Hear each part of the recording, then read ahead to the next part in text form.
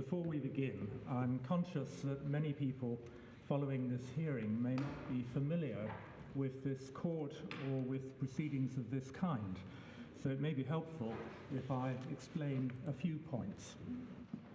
First, this court is the highest court in civil matters for the whole of the UK, including Scotland. It applies the law of whichever part of the UK the case comes from, including Scots law in Scottish cases. It draws its judges from all parts of the UK, including judges who have served for many years in the Scottish courts. It is based in London, but has also sat elsewhere in the UK, including Scotland. Secondly, this court has a special function under the devolution legislation. It is possible, in some circumstances, for the Lord Advocate and her opposite numbers in the other devolved governments and the UK government to refer legal questions about devolution to this court for decision. That is what the Lord Advocate has done in this case. But the UK government argues that that power cannot properly be used in the circumstances of this case, and that even if it can be used, the court in its discretion should decline to decide the question referred. So the first point the court has to decide is whether the question which the Lord Advocate has referred is one which the court can and should properly answer.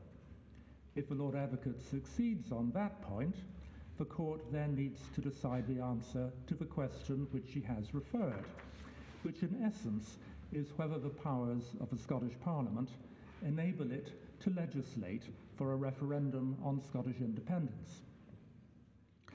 The third point that I should make clear is that despite the political context of this reference, the questions the court has to decide are limited to technical questions of law. The court will decide them by applying legal principles. Fourthly, and finally, the court will require time after the hearing to prepare its judgment. The hearing is the tip of the iceberg. We also have more than 8,000 pages of written material to consider. Therefore, as is usual, it's likely to be some months before we give our judgment. Lord Advocate. Thank you, my Lord. Good morning. Good morning, my lady. This is a reference of a devolution issue made under paragraph 34 of Schedule 6 to the Scotland Act 1998. The reference begins at EF3 and paragraph 34 of Schedule 6 is at EF 359, which is in Volume 1 of the authorities. The reference seeks the court's determination of the question: does the provision of the proposed Scottish Independence Referendum Bill that provides that the question to be asked in a referendum would be, should Scotland be an independent country, relate to reserved matters? In particular, does it relate to the union of the kingdoms of Scotland and England, paragraph 1b of Schedule 5, and/or the Parliament of the United Kingdom, paragraph 1c of Schedule 5. I am going to adopt the following approach to my submission. Firstly, I propose to explain the reasons for the reference. Secondly, to draw the court's attention to materials considered to be particularly important to the court's consideration.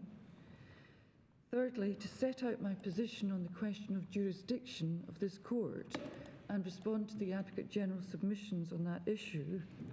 On that particular point last week, I filed a copy of my speaking notes so that the court could have the detail of that submission to avoid the need to turn up every reference. I do not understand the filing of that note to have been opposed, and the treatment of that will be a matter for the court.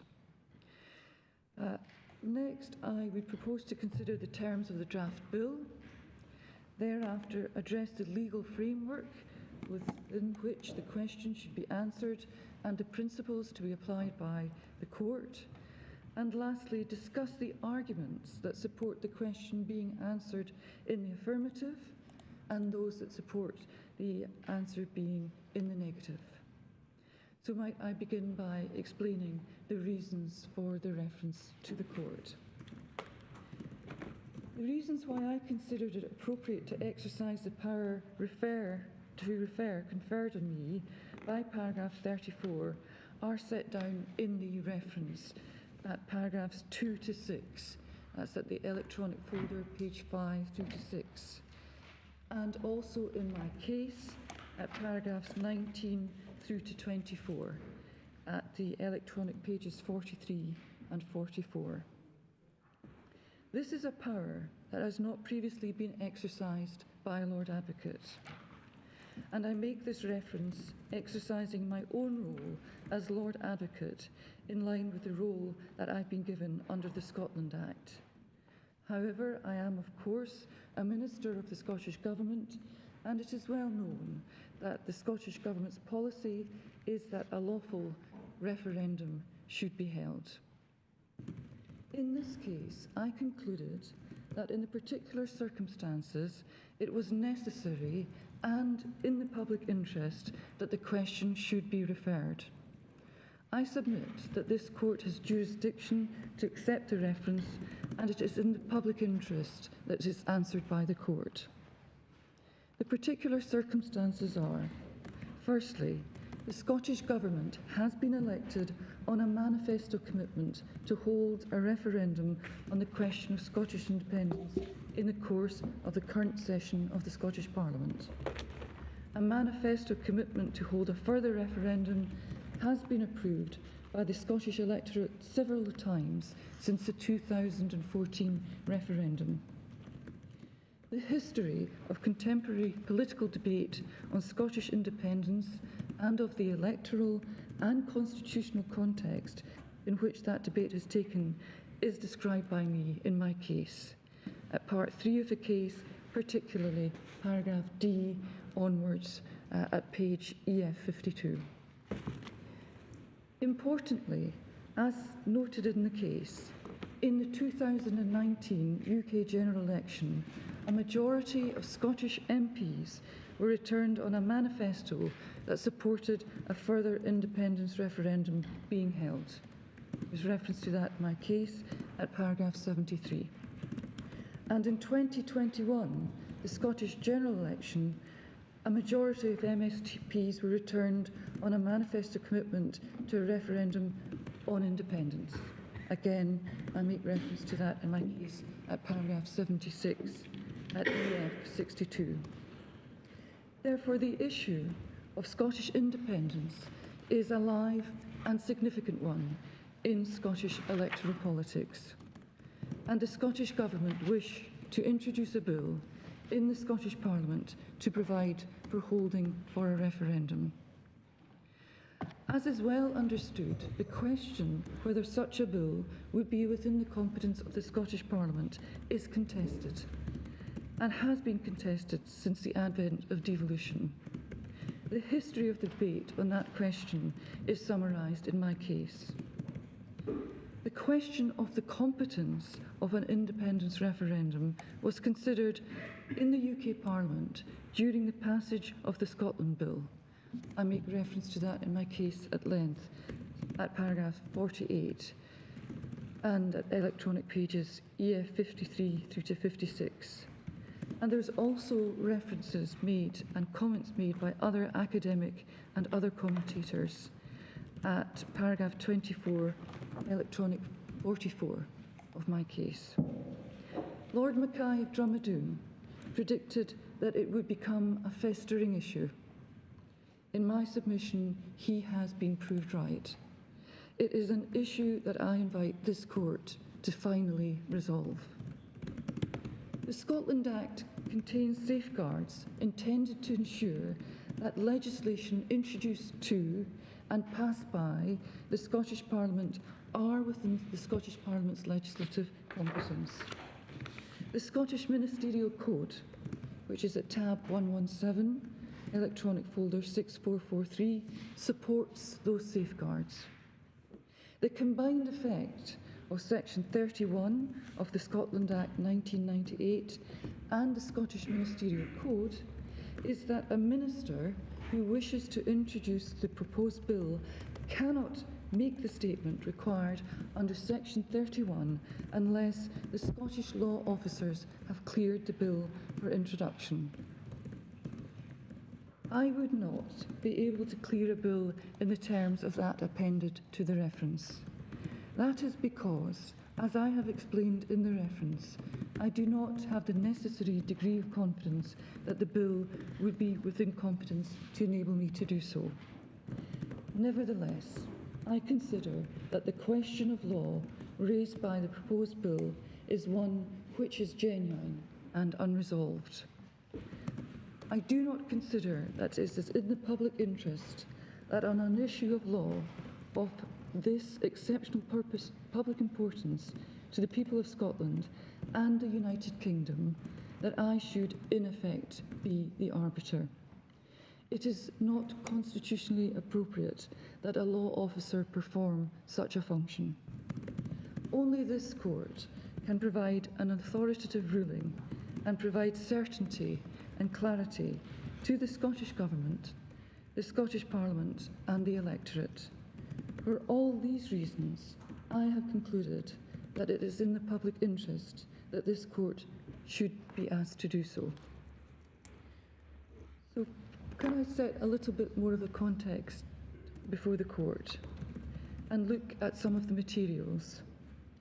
I intend to spend some time, no more than an hour, looking at materials that are before the court that I consider are important to understanding the context for bringing this reference and for the court's determination of it.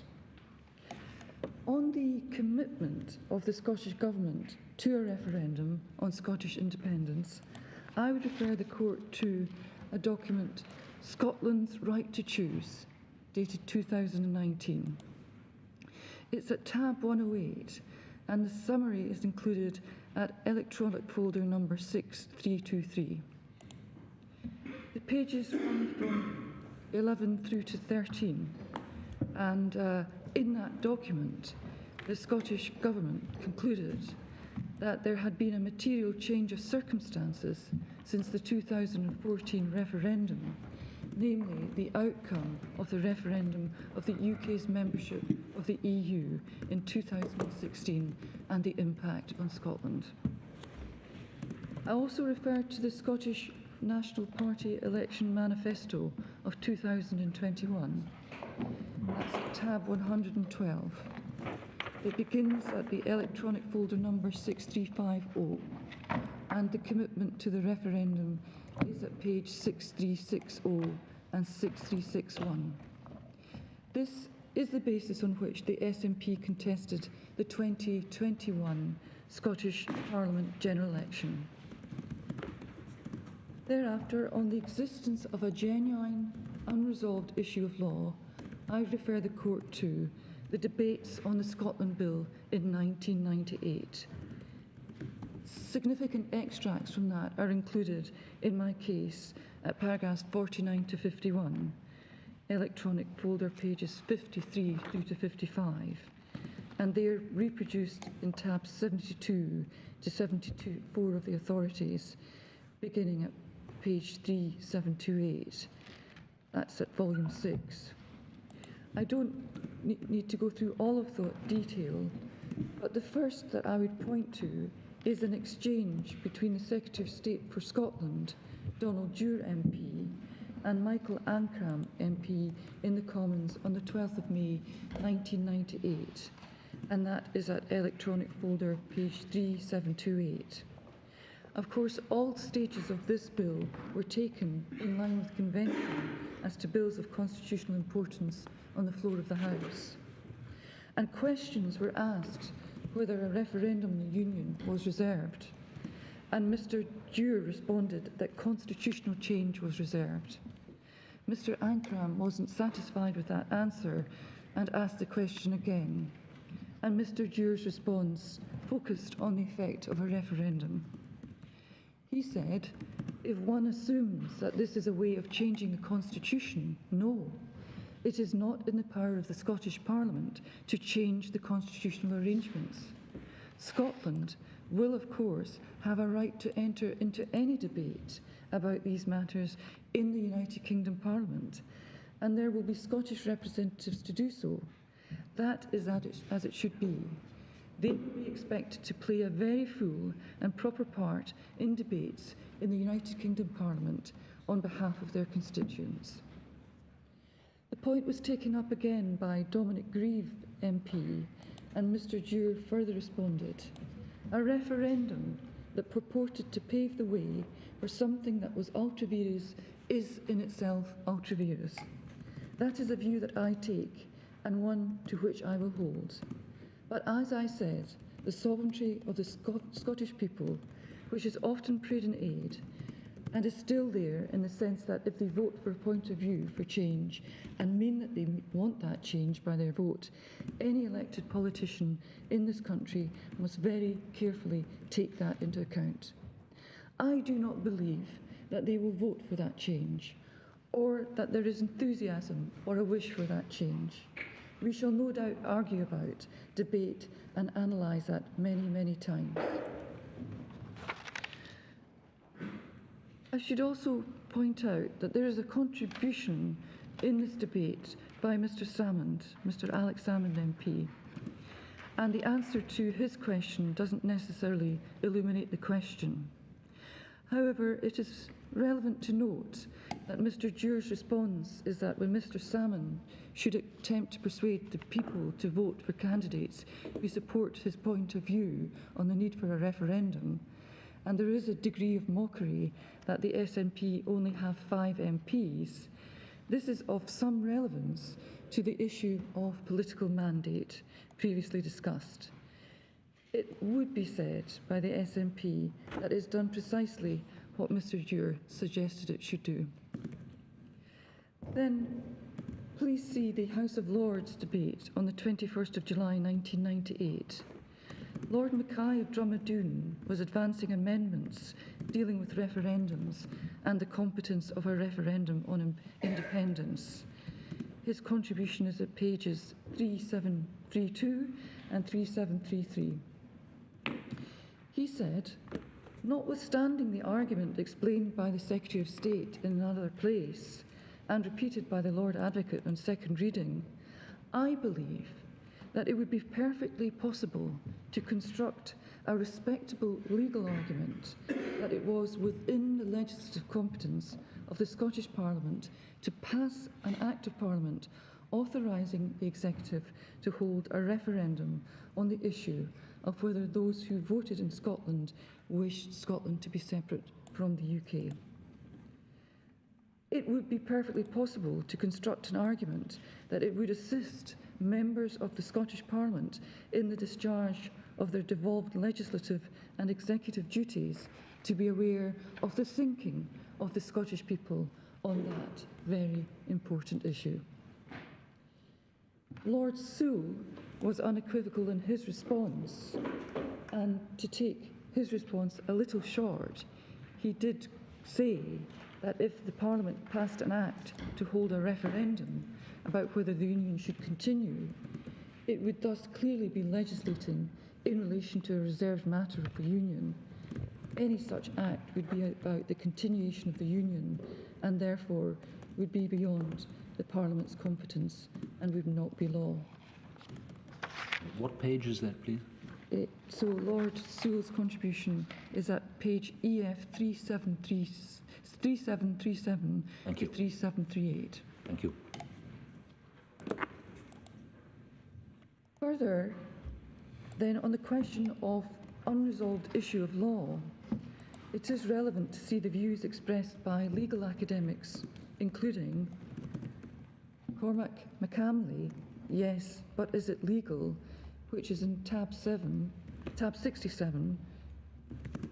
at EF 3670.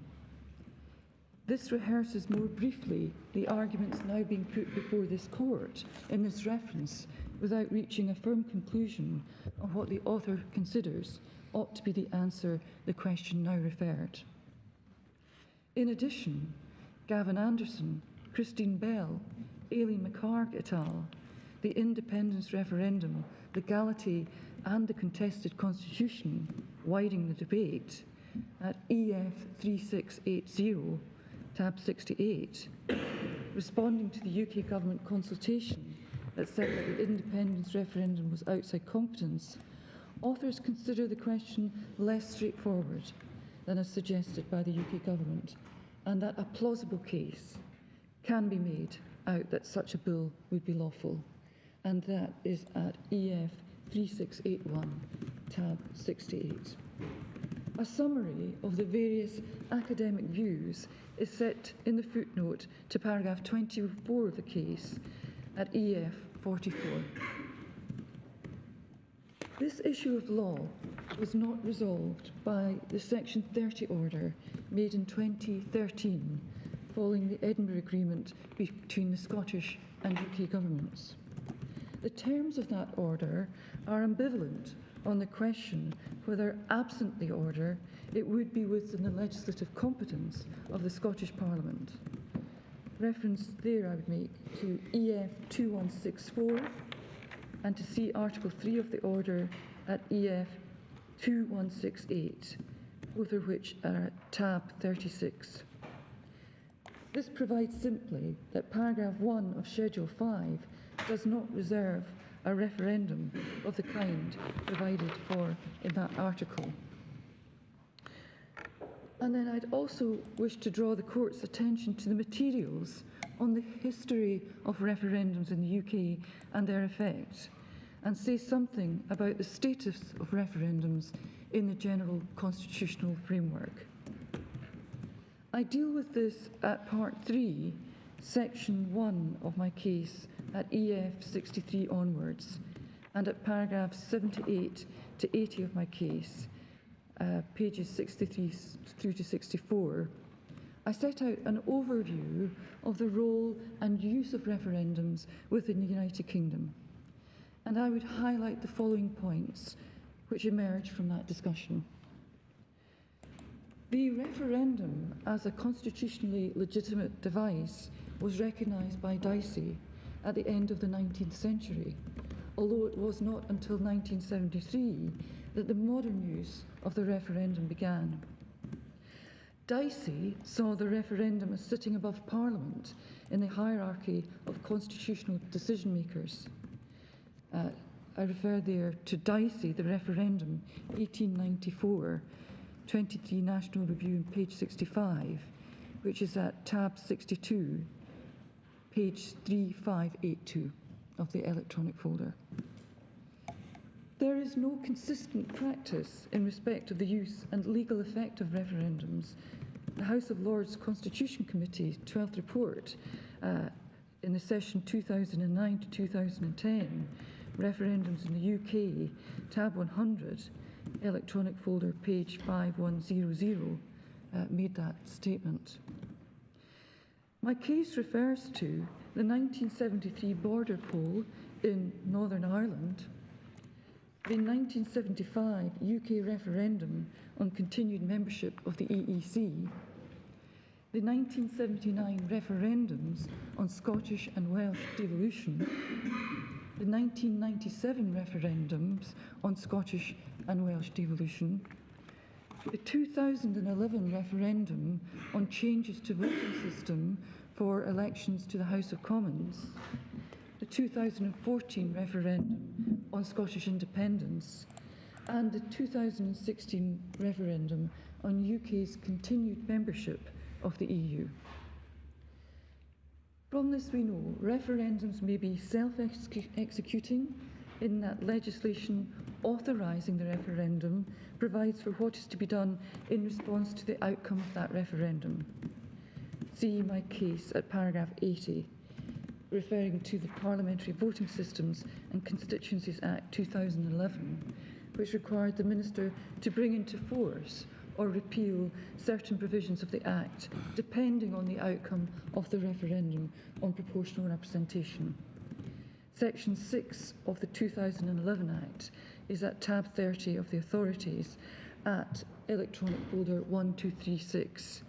That is tab 30 in Volume 2. And referring to the devolution referendums of 1979 as being similarly self-executing, where the threshold for a yes vote was not met, the relevant Acts of Parliament were repealed. See, for example, Section 85 of the Scotland Act 1978, which I refer to at electronic folder 1051. Such self-executing referendums remain, of course, subject to the principle of parliamentary sovereignty, unlike in jurisdictions where referendums have a particular constitutionally prescribed role and function. If a UK Parliament wished it could pass legislation to prevent the outcome of a referendum from taking effect. More commonly, however, no provision is made as to the consequence of any particular outcome from a referendum. That was the case in the Scottish Independence Referendum Act 2013, which provided for a referendum on independence. It was a position adopted by the Westminster Parliament in the European Union Referendum Act 2015, and it is the position in respect of the draft bill. A non-self-executing referendum invariably has political consequences, but in law it has no effect. They are entirely advisory. And in that respect, I refer the court to Moohan against the Lord Advocate at paragraph 47, which is at tab 8, electronic folder 6941, which is a statement, of course, of Lord Neuberger. Finally, I note that in relation to the proposals for the Scotland Bill that would establish the Scottish Parliament, and in respect of which an advisory rather than a self-executing referendum was ultimately held, Donald Dewar characterised the intended referendum as being a test of public opinion and as a matter of establishing consent. And the reference there is EF 3727, and the date that he made that statement was the 21st of May 1997. Finally, on the materials, the proposed bill is at EF 13. The bill is complete in all respects material to this reference. There are minor technical matters that would need to be dealt with before the bill could be introduced. The question referred for the answer of the court concerns only section 2, subsection 2 of the proposed bill.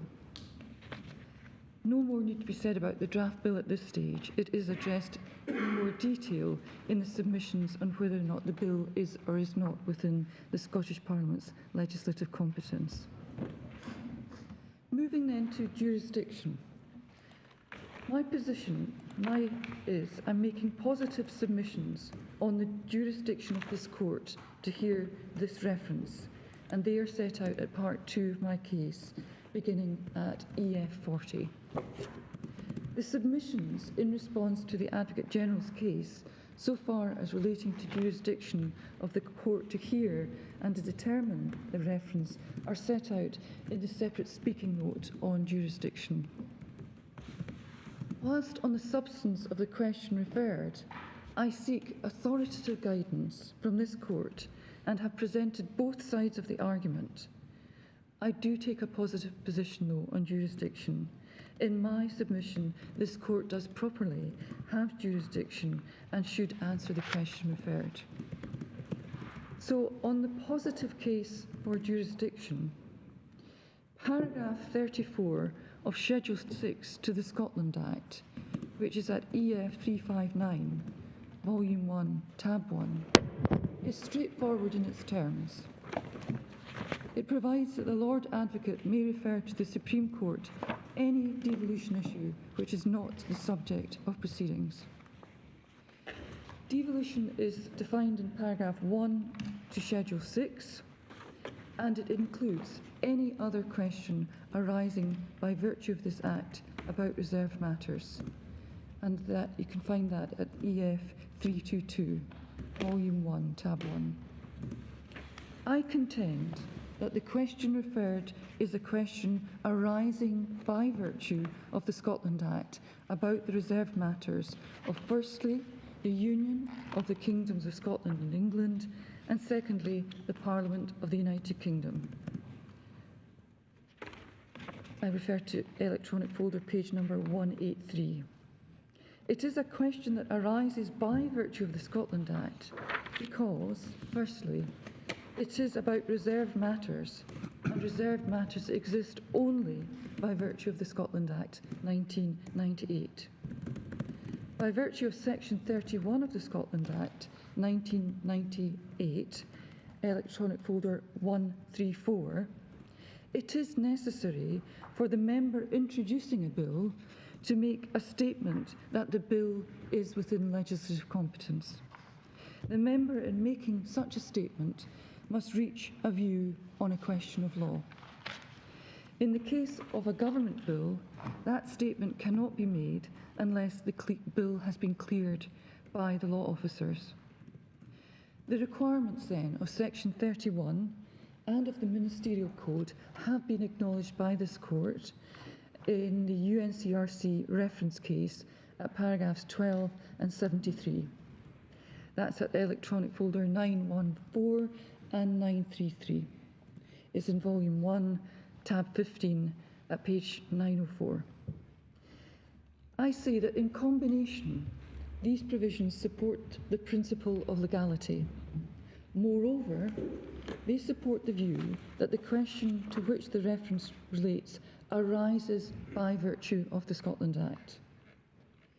Paragraph 34 of Schedule 6 allows certain law officers to obtain authoritative legal guidance from the court on the operation of the devolution scheme, where the law officer in question considers it appropriate to seek such a definitive ruling. I have explained why I consider it to be necessary and in the public interest to obtain from this court at this time an authoritative ruling on the question referred. In short, I say this: there is a genuine issue of law that is unresolved, which, if it is resolved, could permit the proposed bill to be introduced. However, absent a ruling from this court that the draft bill would be within competence, I could not clear the bill. The issue is one of exceptional public importance to the people of Scotland and the United Kingdom. The issue is directly relevant to the central manifesto pledge that has been endorsed by the Scottish electorate. I have mentioned at paragraph 24 of the case that there is academic commentary on the issue, which expresses different views, and I would add to this, there is a risk that even if I cannot clear a bill to be introduced by the Scottish Government, a bill could be introduced by an individual member of the Scottish Parliament. And that reinforces, in my respectful submission, the importance of obtaining an authoritative judicial ruling from this court at this stage. In those circumstances, I'm seeking legal certainty at this stage. It is the responsible course, and in my assessment, it is in the public interest. As I noted in my case, paragraph 25 onwards, at EF 44, I acknowledge that it is appropriate to say a word about the case Keatings against the Advocate General, which is in volume 1, tab 14 at page EF 880. The judgment of the Inner House in the case of Keatings does not answer the question referred to this court. I do not consider that the reasons why the court considered that the case brought by the pursuer in Keatings was academic that applies to this reference, nor do I consider that standing Keatings it's inappropriate for me to make this reference. In particular, I consider that in the current context, the reference involves a question that is now of considerable practical importance. That's reflecting the language of the Lord President when he contrasted the Keatings case with the position in Whiteman. And that's at Keatings at page EF 899 at paragraph 54. The issue doesn't arise for me in the abstract. It is a live issue.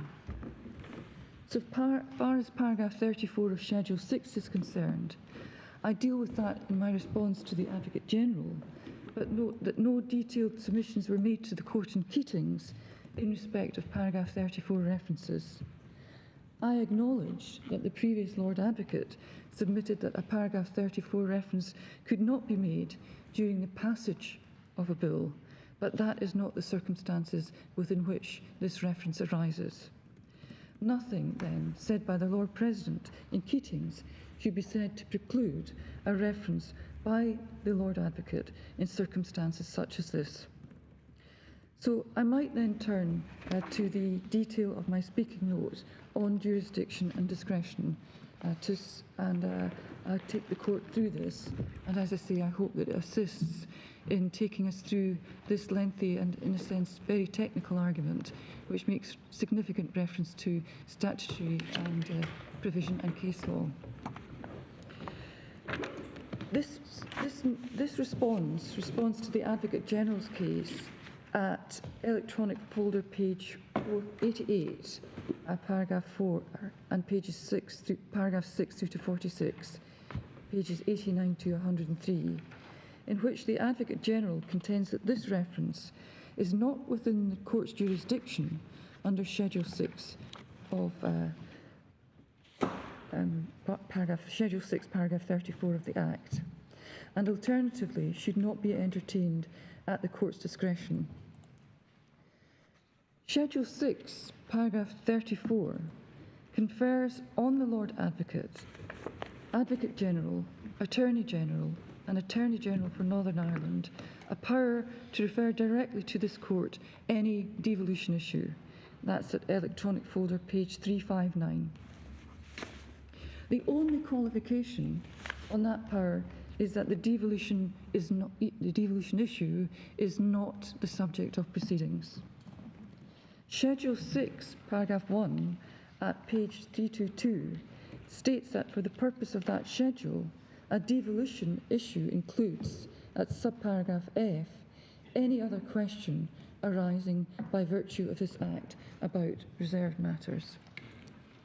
Accordingly, the Lord Advocate is entitled to make a direct reference to this court pursuant to Schedule 6, paragraph 34, where, paragraph 1F, where two conditions are met. Firstly, there's a question about reserved matters, and secondly, it arises by virtue of the Scotland Act. I say these conditions are satisfied. There's a question about reserved matters, namely the question identified for this court in the reference, and it arises by virtue of the Scotland Act, namely the exercise by the Lord Advocate of my function of advising the Scottish ministers for the purposes of section 31(1) of the Scotland Act. In my submission, the satisfaction of these conditions are set out clearly in my written case at paragraphs 6 through to 18, at pages 40 to 43 of the electronic folder. Could I just ask you a question about the qualification in paragraph 34 on page 359?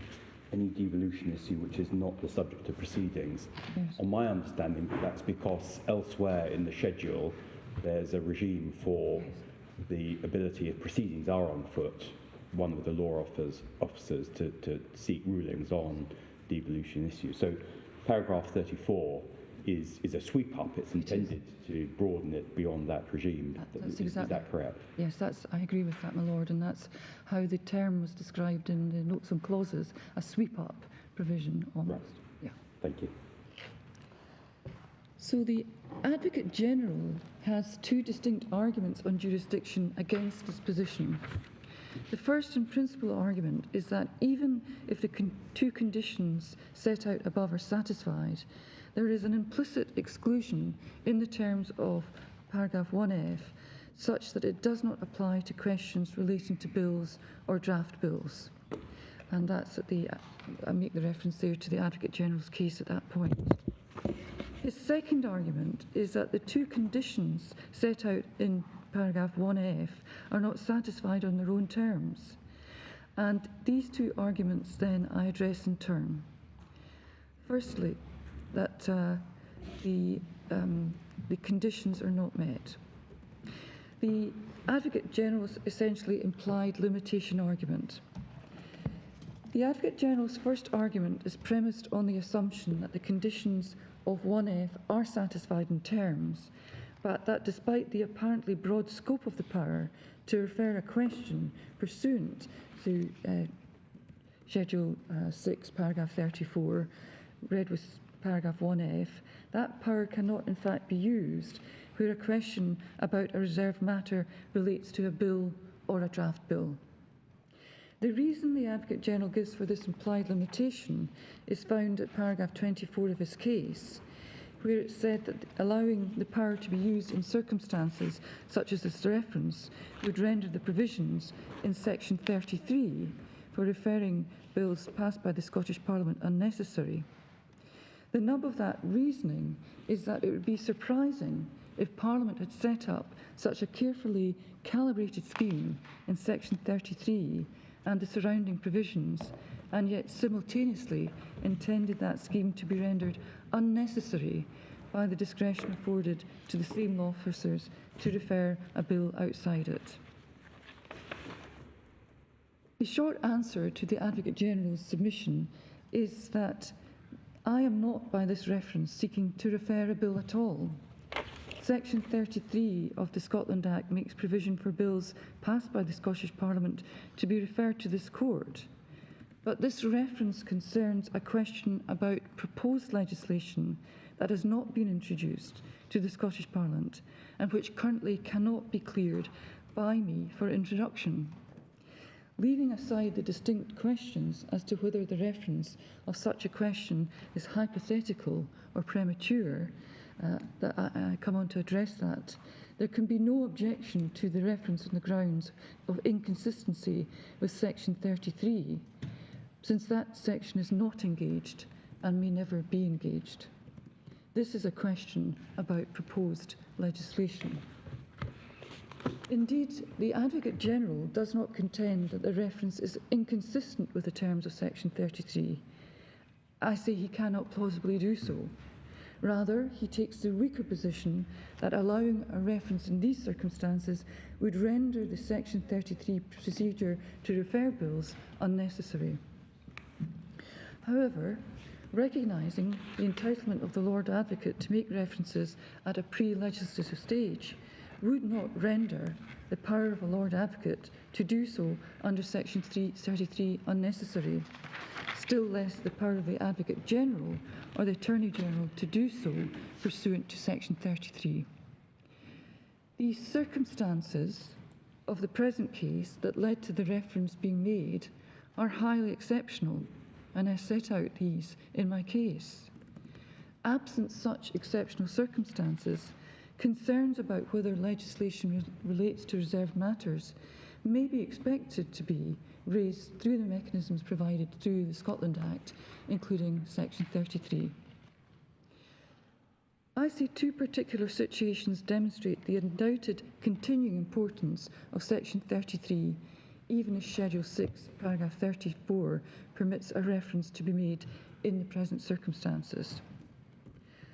Firstly, where a Lord Advocate is able to clear a bill, it would not be appropriate for a reference to be made by me pursuant to paragraph 34, because no issue of law would need to be determined at that stage in order for me to discharge my function and for legislation to be introduced by the Parliament.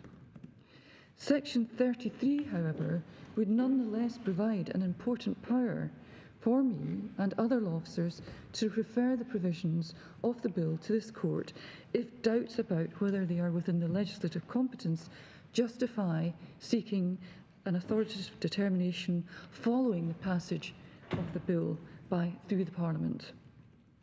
Secondly, Section 33 has an obvious importance where bills are amended during their passage to include clauses that may be outside of competence, which provisions would not have been subject to Section 31.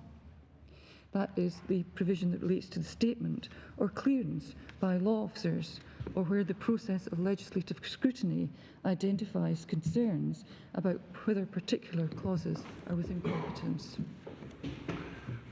I say that there's a further answer to the Advocate General's submission that Section 33 provides an exclusive method for raising devolution issues relating to legislation, is that it's not consistent with the express provisions of Schedule 6, paragraph 34. Schedule 6, paragraph 1A, read with 34, expressly permits the law officers to refer acts of the Scottish Parliament directly to this court. The Advocate General recognises this at paragraph 17 of his case, but doesn't confront the difficulty it poses in his argument. He states that Schedule 6, paragraph 34, allows law officers to refer acts of the Scottish Parliament to this court, which, for whatever reason, were not referred under Section 33. The Section 33 process is not an exclusive process for referring devolution issues relating to legislation to this court. That undermines the Advocate General's submission that paragraph 1A should be read as implicitly limited to questions that do not relate to bills or draft bills. In addition, the Advocate General also places reliance on the explanatory notes in the Scotland Act in his written case. However, in Imperial Tobacco, Lord Hope explained that the explanatory notes were prepared in 2004 by the Scotland Office and have no more weight than any other post-enactment commentary as to the meaning of the statute. They provide no support for the Advocate General's case. On the contrary, the explanatory note to Schedule 6, paragraph 34, emphasises this amplitude.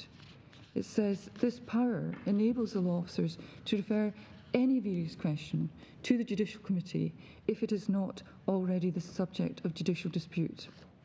Likewise, the explanatory note to 1F provides examples of situations swept up by its terms, clearly identifying it as a catch-all or sweep-up provision. Contrary to the Advocate General's submission, the explanatory notes to Sections 33 and Schedule 6, paragraph 34, take the matter no further. Do you have a page number for that explanatory note? Sorry. So the explanatory note is at page EF 379. 379. Yes, and I make reference to that in my speaking note, my Lord, at page 26, paragraph 34, subparagraph 2. Thank you very much indeed. Can I ask you, Lord Advocate, I'm wondering whether in the party's arguments the ministerial code may be given more significance than it really deserves. Under Section 31 of the Scotland Act, a person in charge of a bill shall, on or before the introduction of the bill, state that in his view the provisions of the bill would be within legislative competence. Now, the person in charge of the bill may very well not be the Lord Advocate. But in the case of a bill of this nature, it would be some minister in the Scottish Government, I presume. Yes. And that person, in order to make the requisite statement, would require legal advice from somebody. And obviously the law officers are the authoritative source of legal advice as far as the Scottish Government is concerned. Am I right so far? Yes, that is exactly right, my Lord. Now, if And it so happens the ministerial code formalises that in a document that's of an administrative character. It's not a piece of legislation, the ministerial code.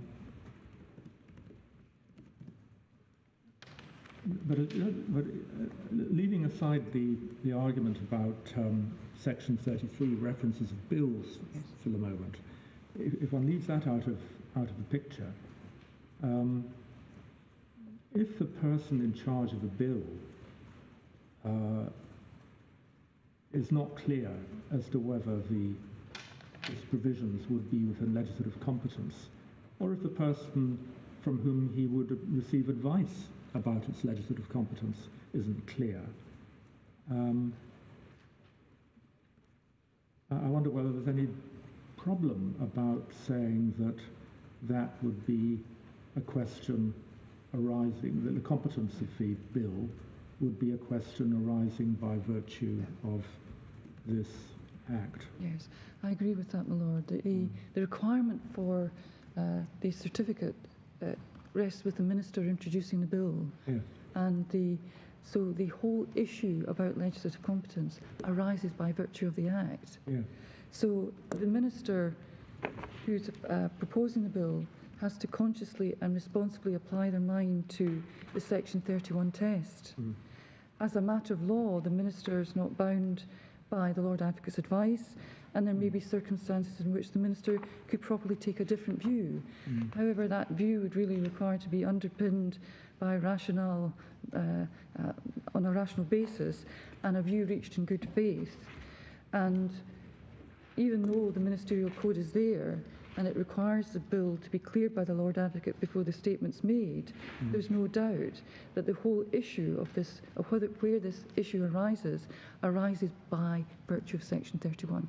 Yes, and we have to remember that by virtue of is a phrase of a statutory definition. That's right. Which includes under. Yes. So I think the Advocate General makes a point that I'm introducing a self-imposed barrier by virtue of the way in which I've looked at matters and applied the ministerial code. Yes. And for that reason, this issue doesn't arise by virtue of the Act. But it plainly does, because the whole question of legislative competence has to be addressed by the Minister presenting the bill to Parliament, and he or she could not do so if he didn't consider it was within competence. Thank you. But just to follow on that, you just said they couldn't do that unless they considered it to be within competence. But what is it that prevents them from taking a different view from the law officers? If the law officers say, I don't believe this is in legislative competence, but the person in charge has the view that it is, what is it that stops them from saying, thank you for your advice, but I am prepared to make that statement? Well, that would be a significant departure from the way in which government operates currently. But there is nothing, as I've said, as a matter of law, the Minister is not bound by the Lord Advocate's advice, and there may be circumstances where they could properly take a different view. But that different view has to be based on a sound rationale and reached in good faith. And the norm is that ministers of the Scottish Government take advice from the law officers who are Scottish ministers. And it would be an unusual circumstance for it to be reached that the minister didn't accept or agree with the law officer's advice. But in principle, my lady makes a reasonable point. And could I just check if I've understood one implication of the point that you've just been making in answer to my Lord Reid? As I understand the position that you're adopting, the devolution issue that arises in a case such as this, you say, goes to whether a bill is within the legislative competence of the Parliament, and that's potentially legislative competence under any of the heads in section 29(2). It's page 129. So it's not just confined to reserved matters. It would could be in relation to breach of restrictions in Schedule 4 and so on. Yes, but the issues here are particularly, the issue in this case is the question of a reserved matter, of course. Yes, Yeah. no, the reason that I just wanted to check that that is the way that you're putting it, because we're going to come on to an argument, as I think, from Sir James about bifurcation of issues, that you can get a reference which wouldn't resolve all matters because you're concerned with reserved matters. Yes, but in fact, as I understand your argument, a reference under paragraph 34, because it's about a devolution issue, if it's framed, if the devolution issue is specifically about the legislative competence of the Parliament, is capable of encompassing any or all of the matters in section 29(2). In other words, I think that the bifurcation problem may not be such a problem as was suggested in the written argument. Well, I think I come on to deal with bifurcation, and I could possibly come back to that. Yes, certainly. I just wanted to check that I was understanding your argument come back correctly. To that point. Yes. All right. Well, yes. So I think the question that Lord Reid was asking was about section 31. I'll come back on paragraph 34. I think it does relate solely to reserved matters. I'll come back on the point that my Lord Sales has made in answer. Yes, I mean, you can only, the point I was wanting to explore really was in relation to the argument which Sir James makes in his written case, that really the connection with the Scotland Act is not sufficiently direct because it's mediated through internal practices of the Scottish Government reflected in the ministerial code. So the point I was wanting to explore with you was whether really the nub of the matter is that where there is uncertainty on the part of the Scottish Government, of a responsible minister in it, as to whether a bill would be within legislative competence, then that issue of competence would be an issue arising under the Act, which you might want to refer so far as you competently can, but you are you not limited by the fact that references under paragraph 34 can only be of devolution issues. Yes, that's right. And your whether or not the matter could go any wider in terms of the definition of devolution issues in paragraph 1 of Schedule 6, you're confining yourself to the issue of reserved matters. That's right. Yeah. Yes. So I think you have to accept that that if there were room for a question about competence on another basis, such as impinging on legislation which was protected against modification, yes, you wouldn't be able to refer that issue. No, that's exactly right, yes. You said a little while ago, you referred to the possibility of an individual member, not a minister, Yes. introducing a bill along similar lines as the bill you're referring. Could you just clarify whether you say that that would be then the person in charge of the bill who would have to make that statement? Yes. But I think you were saying they would not need to seek the advice of the law officers because the ministerial code does not apply to them. They could just state their view. Yes. Could you just clarify whether, if that were what were about to happen, do you say that you would have a power to refer the question under paragraph 34 in that situation? I'll come back. I'm not sure about, I need to think about that point, and I'll come back with a particular answer on it. But I think what would be helpful to know is that a member's bill is a public bill introduced by an individual MSP, and the MSP in charge of the bill has to make the statement that the bill would be within competence in their view, and that wouldn't require taking advice from the Lord Advocate, government legal advice. The bill also can be introduced with a positive or negative statement on competence by the presiding officer, and the Lord Advocate, Advocate General for Scotland and the Attorney General can refer a bill which is considered to be outside competence to the Supreme Court, as with any bill after the bill is passed.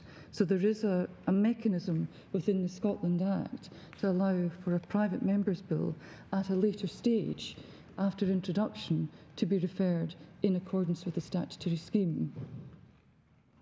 So it's just a different procedure, but there is mechanism under the Act for a reference after the bill has been presented and has passed through parliamentary procedure. I would be interested to your answer, if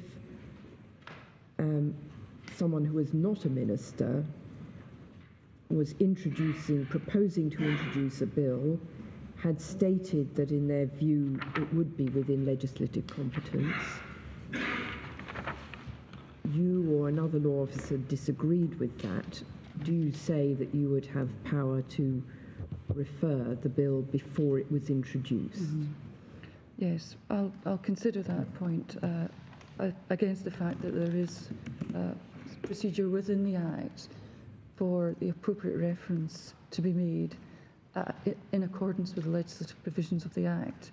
And it might be that in that situation that should be the course that's followed, but I'll take that point and come back on it.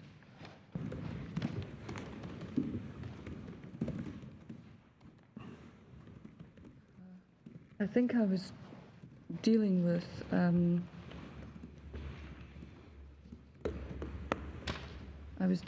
the explanatory notes and notes on clauses, and I'd got to, I think, paragraph 35 of my speaking notes.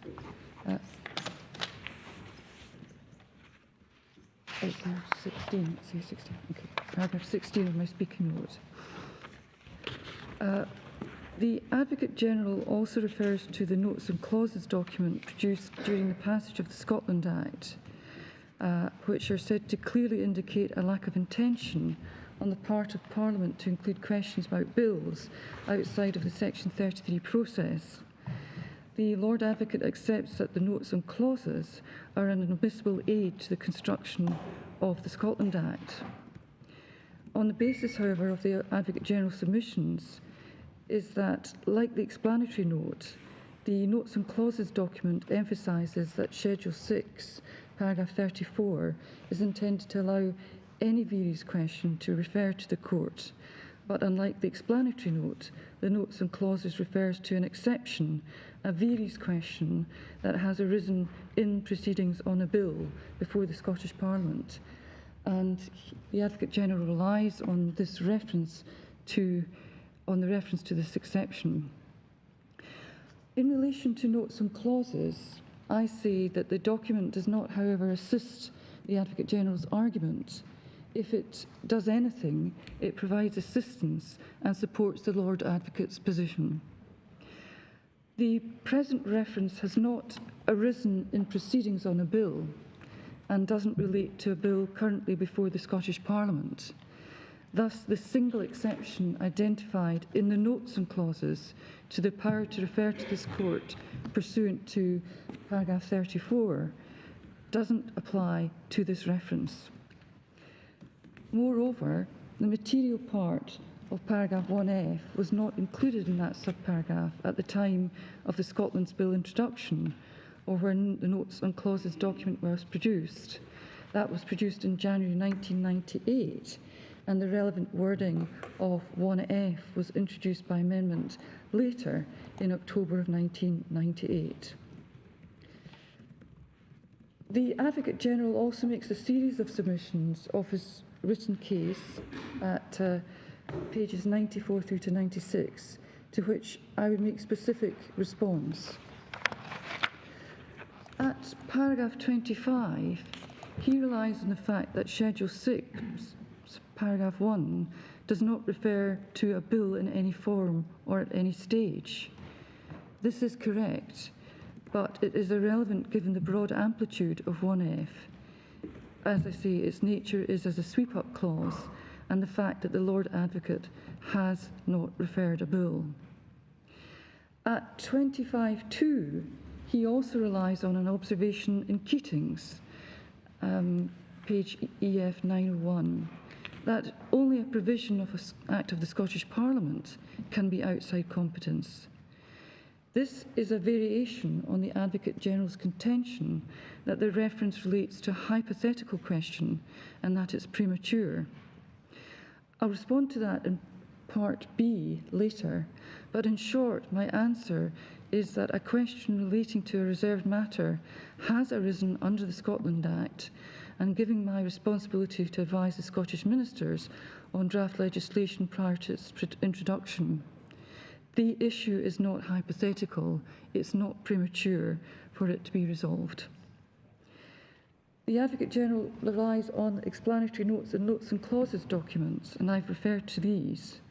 And thereafter he goes on to state that I have not provided an explanation as to why Section 33.4 mandates that any reference pursuant to Section 33.1 relating to a bill shall be made within 4 weeks of passing a bill, or 4 weeks after post-reference approval, pursuant to standing orders made pursuant to Section 36.5.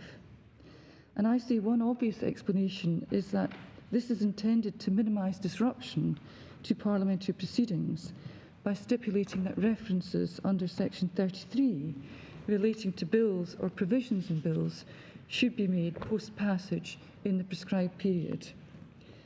The present reference, since it relates to an issue that has arisen before legislation has been introduced, doesn't frustrate or affect such a rationale. Thereafter, the Advocate General contends, by reference to comments of the Lord President in Keating's, that the Section 33 reference procedure would be rendered redundant, or it would be a recipe for chaos if a reference could be made in the present circumstances. However, at paragraph 61 of Keating's, the Lord President was referring to a quite different situation, namely the Court of Session, or in principle the Sheriff Court, having jurisdiction to entertain applications about the vires of bills during their passage prior to royal assent. Thus, the Lord President stated that it would be a recipe for chaos if third parties could bring challenges to the vires of provisions in bills in the Court of Session or the Sheriff Court during the passage of the legislation. It was, moreover, expressly by reference to the possibility of law officers being able to make such applications to the Court of Session or the Sheriff Court during the passage of legislation that His Lordship stated that the reference procedure under Section 33 would be rendered somewhat redundant. I say that these remarks are simply not in point in the present reference. Firstly, it doesn't engage the jurisdiction of the Court of Session or Sheriff Court. And secondly, it's not concerned with provisions of a bill during its passage through the Scottish Parliament. So do you accept then that once a bill has been introduced into Parliament, the Section 33 mechanism supersedes the 1F power? But there are certain circumstances that I could foresee that 1F would come into play. I had particularly thought about that, where a bill had been presented. Just get my thinking on that. Yes, so having thought about that matter in particular, my lady, what I'd say is I wouldn't wish to rule out the possibility of that happening, although I would accept that generally it wouldn't be appropriate. And I've thought of examples in that respect. It might be, for example, there's an issue of urgency, but on which there is political stalemate in the Parliament because, for example, parliamentarians are divided on the issue of whether the bill is within competence. Another example might be where urgent legislation is important for national security, and it would be contrary to the public interest for there to be a delay in the determination of an issue of competence before the legislation came into effect. So fundamentally and ultimately, it is a question of the rule of law. The boundary of reserved matters is a question of law and is a question ultimately for this court. And if the rule of law and the proper functioning of the Parliament required an issue to be resolved, then I cannot say that the Lord Advocate of the day would not consider a reference. But we are, I think, in this circumstance, my lady, talking about hard to conceive and inherently exceptional circumstances.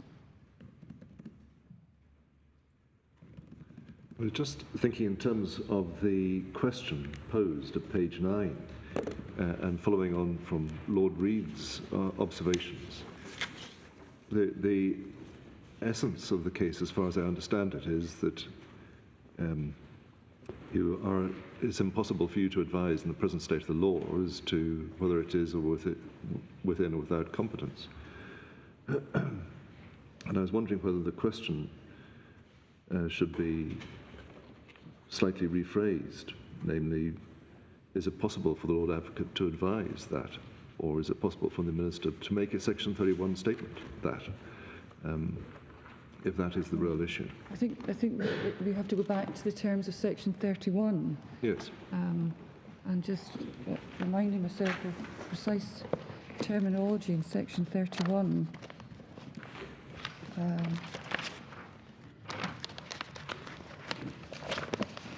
It's at page 134 of the electronic bundle, and says that in terms of Section 31, which is pre-enactment safeguards that were so... So what page number is it again, sorry? EF page 134, my lord. 134, thank you. Section 31 is one of the pre-legislative safeguards and requires for scrutiny of the bills for legislative competence and protected subject matter. And it provides this: a person in charge of the bill shall, on or before the introduction of the bill to the Parliament, state that in his view the provisions of the bill would be within legislative competence of the Parliament. So they have to actually, that is what is required in terms of the statutory certificate before the introduction of the bill. So they have to be able to say that it would be within competence. And I think that's the point that my Lord Reid was making about the fact that this issue does arise by virtue of the terms of the Act. The Minister making the statement has a public law duty to make the statement on a rational and lawful basis. And as I say, that is informed by the advice of the law officers of the day. So in this case, I couldn't clear a certificate in terms of the ministerial code. And in addition, because of the state of the law, the person in charge of the bill couldn't make good his obligations or her obligations in terms of Section 31 of the Act. And I suppose you can contrast that with subsection 2, where the presiding officer can say Yes. their view, whether it does or it doesn't. It can still be it's not introduced. determinative about the process, it's just a view. But That's right. you're emphasising that in subsection 1 it is determinative Yes. of whether the process can continue. Yes. And it is an important pre-enactment safeguard, and one that's required to be taken extremely seriously for all of the reasons rehearsed in the UNCRC bill case and others. So I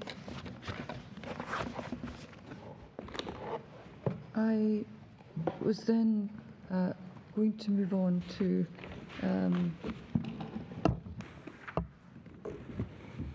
so I'm making reference to the Advocate General's submissions at, in his case, paragraph 25(6), that the Lord Advocate's power to refer a matter to this court pursuant to Schedule 6, paragraph 34, is limited to reserved matters and doesn't embrace all possible issues of legislative competence. I say that's correct but irrelevant, and I point again to the sweep-up provision in Schedule 6, 1F, which relates only to questions about reserved matters and doesn't extend to a number of other issues that could arise under the Scotland Act. not only Schedule 4 issues, I think that we've been touching on, but also, for example, compatibility with the European Convention on Human Rights. But that's no indication that there should be a restriction on the circumstances in which a reference can be made where a reserved matter does arise, as in this case. So if there were questions in relation to a draft bill on other grounds than reserved matters, it couldn't be referred under this procedure. That's correct. But if it were then introduced, Yes. there would ultimately have to be a use of the Section 33 procedure. That's exactly right. So they would have to be considered pre-introduction by the law officers of the day and by the minister presenting the bill, and thereafter, during the parliamentary process, these issues would be open for scrutiny under the pre-enactment provisions that we've touched on. Thank you. So in relation to the... Can I just ask Yes. on that, do you offer any sort of explanation why reserved matters should have been singled out in that way? Why there was a difference made between reserved matters as opposed to others Yes. in the process. I could think about that and theorise on that at a later stage. I think the point is for an opportunity under the Scotland Act to bring forward in as quickly a good and quickly way as possible these issues for the determination by the Supreme Court to enable the smooth running of the Scotland Act. So there's a whole series of stages at which legislation can be considered and referred to the Supreme Court under the Scotland Act. But there must have thought to have been a necessary opportunity for an issue like this to arise and for authority to be granted, or rather an authoritative ruling from the court to be given over an issue that's concerning law officers of the day. So it's just another process, another way in which the law officers of the day and the Scottish ministers who seek to govern in accordance with the rule of law can seek an authoritative ruling from the court. And another way in which we can make sure that pre-enactment safeguards are properly made good use of. I mean, I was wondering whether there's any basis, and maybe there isn't, for saying that reserved matters are, if you like, particularly fundamental to the constitutional arrangement created by the Scotland Act, because they go to the reservation of matters to the United Kingdom Parliament as opposed to the Scotland Act. Mm-hmm. Well, I could see that would be a good reason to single them out for different treatment. But I hope to come back on that particular All right, point. thank you. Before we leave it, it might be thought odd, perhaps, that there's an additional procedure available in respect of reserved matters when there is none in respect of other matters which might be equally fundamental, such as other restrictions or incompatibility with convention right. Mm-hmm. Well, I think that this is an issue of bifurcation, obviously, that the Advocate General is pointing to. But because some and not all of the issues concerning legislative competence could be referred by me at this stage, and some can be referred only to enactment. This possibility arises because 1F is not directed specifically at the present situation, but is intended as a sweep-up provision, allowing me to refer questions relating to reserved matters whenever they arise. And the fact that 1F only provides a sweep-up in respect of questions of reserved matters is, in a sense, no reason to cut down the extent, the amplitude of the power it confers. And that would be effectively to read down and rewrite the scheme. But the fact is that the opportunity is there for this issue to be raised under the Scotland Act. Yes, thank you. Yeah. Do we gain any assistance in either direction from the fact that those words on which you rely are included in 1F, which deals first, at least, with devolved competence, which is a separate concept defined elsewhere in the Act, rather than being 1G, any other question, would there be an argument that one reads it as part of a provision dealing with functions rather than legislative activity? So, I'm not quite sure the answer to that question. I think the explanatory notes, the notes on clauses, are quite helpful in that regard, and perhaps it would just be helpful to go there. But I think the point is that it was the legislation under the Scotland Act was a fundamental change to the constitutional arrangement of this country, and it produced, in a sense, innovative procedures in order to ensure that the Parliament acted within the confines of the powers given to it.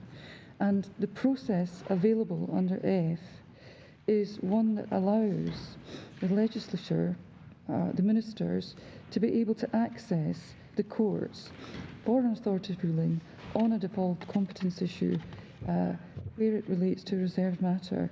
And I think it was just to ensure that any matter that related to an issue of reservation could be dealt with by this court, that there should be no restriction on that. So the paragraph 1 enumerates A through to E a whole series of questions about acts of the Scottish Parliament and functions of the Scottish ministers, and whether or not they breach they're within devolved competence or incompatible with convention rights. But F specifically is the sweep-up provision giving the opportunity to raise any other question arising under the Act to this court. I think that's... But I mean, the point's been made that it doesn't sweep up everything. No, that's right. I think we're looking just for some assistance as to whether there's any underlying theory why it sweeps up reserved matters, but not other matters. For instance, the convention right points that my Lord Lloyd Jones referred to. Well, I'll come back, as I say, I'll come back on that particular point. It might be that we can find in some background material a complete answer to that question.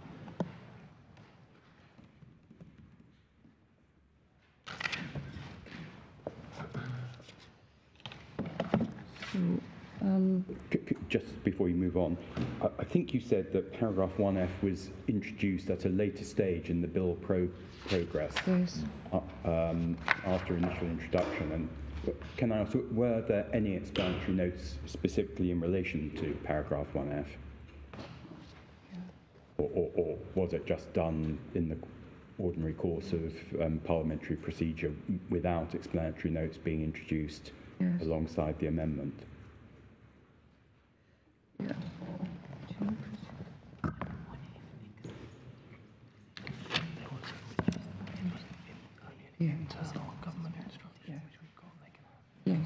Yes. There's no explanatory note, only an internal government instruction, but we can supply a copy of that.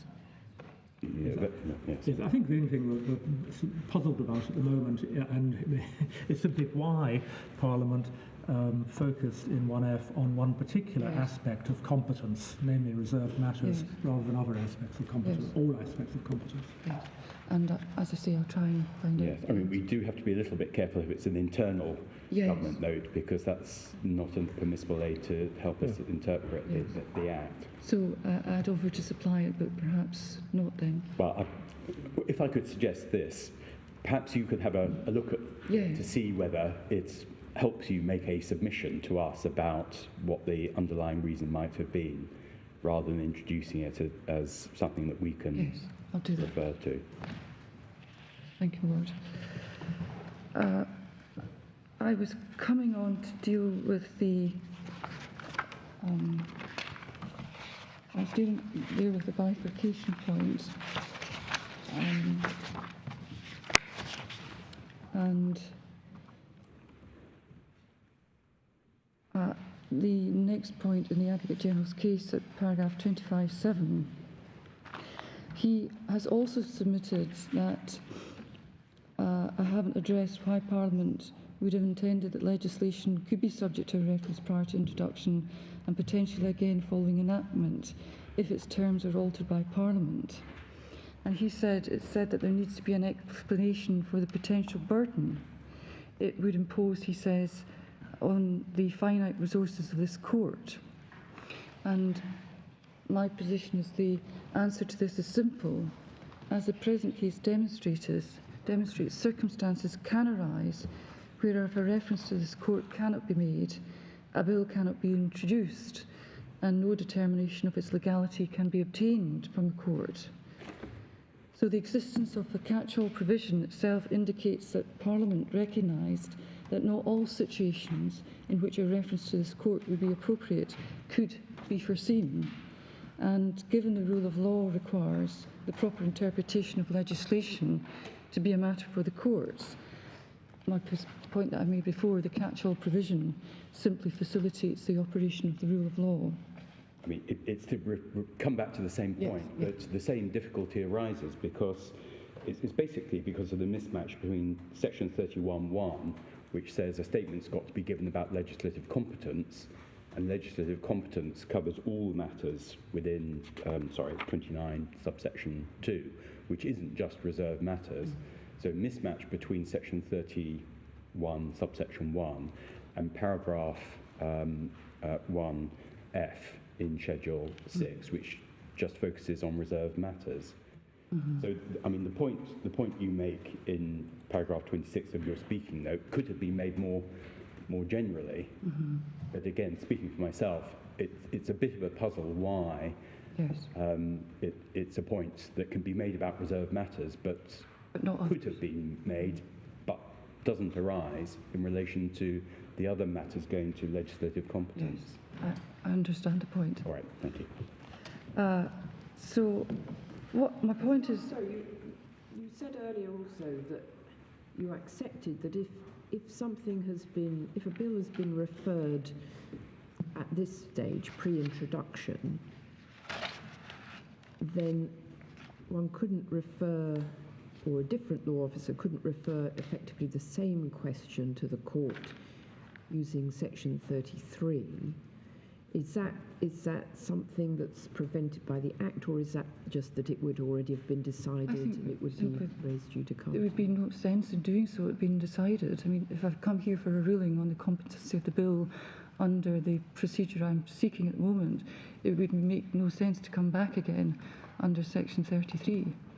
Yes, I understand that as a practical answer, but is there a legal...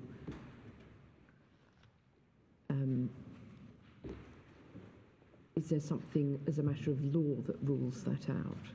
I don't think there is a matter of law, and I think I've sought to explain that there might be exceptional circumstances that would arise under.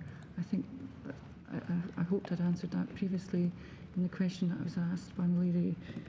But what I see is that there's actually no prospect of a provision in legislation that's been introduced being referred by any of the officers to or entertained by this court again, unless it's undergone a material amendment during its passage through the Scottish Parliament. And I say that the concerns that are raised by the Advocate General about the burden on the finite resources of this court are simply not realistic. I know you're going to come on to deal with discretion, but presumably, in the circumstances postulated by my lady, Lady Rose, in the absence of any exceptional circumstances to justify it, this court would say that there was a discretion not to address the same question again. Yes. And the reference would be considered pointless. Yes, of course. So, finally, at paragraph 25(8), the Advocate General submitted that if I can make the reference in these circumstances, so could he. But I think that doesn't follow.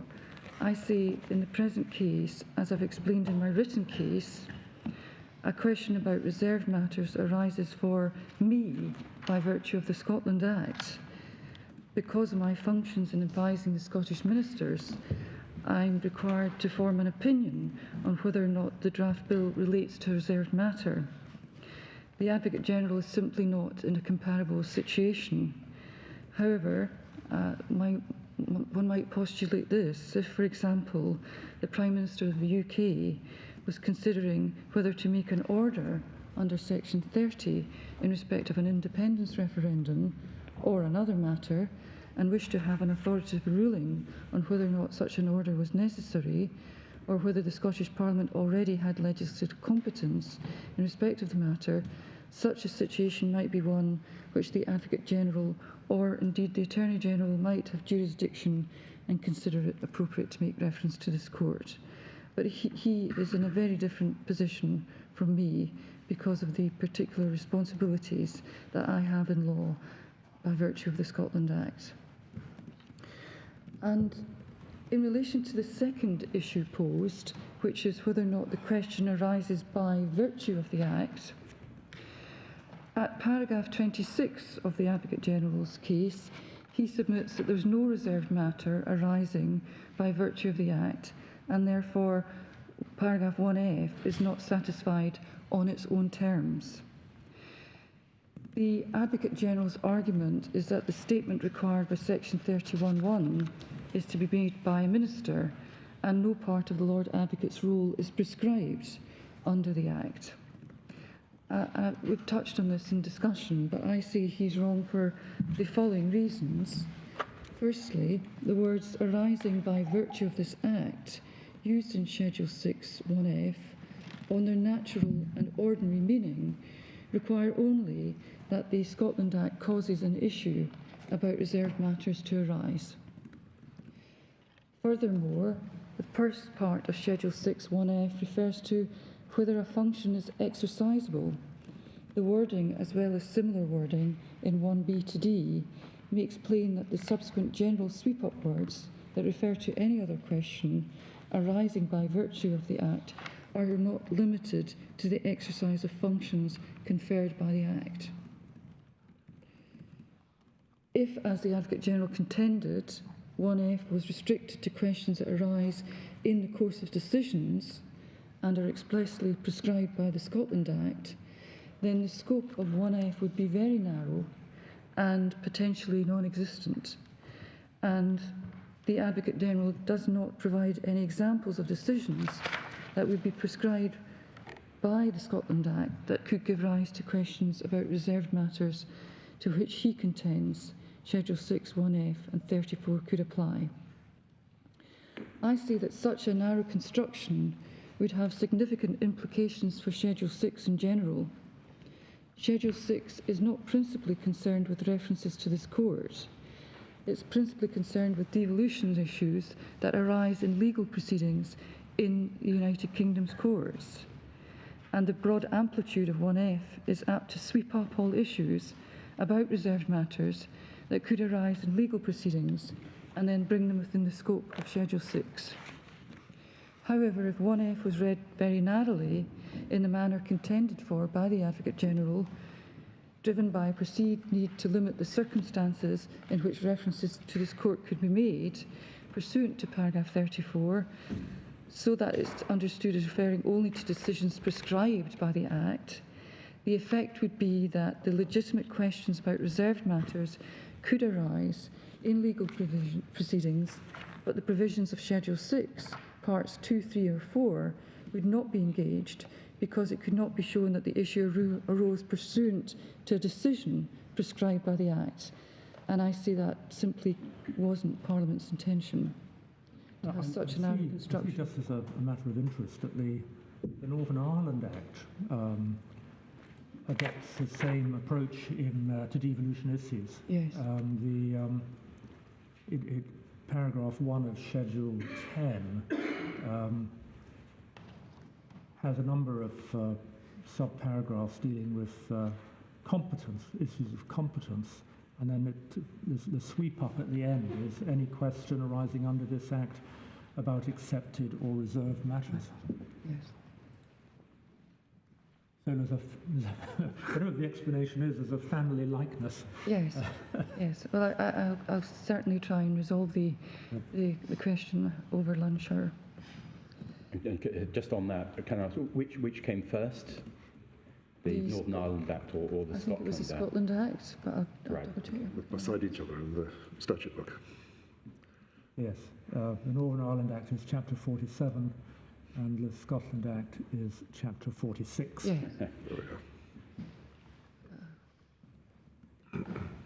So, And I'm so sorry to press on this, but it might be worth checking in relation to the Northern Ireland Act, since I assume that they were more or less progressing through Parliament at about the same time, whether there are any public explanatory notes in Yes. relation to the distinction. format that Yes. was used in that Act. I'll do that, my lord. All right, thank you. So just to be clear then, in the circumstances of this reference, a question relating to a reserved matter arises by virtue of the Act because it's about reserved matters, and reserved matters exist only by virtue of the Scotland Act.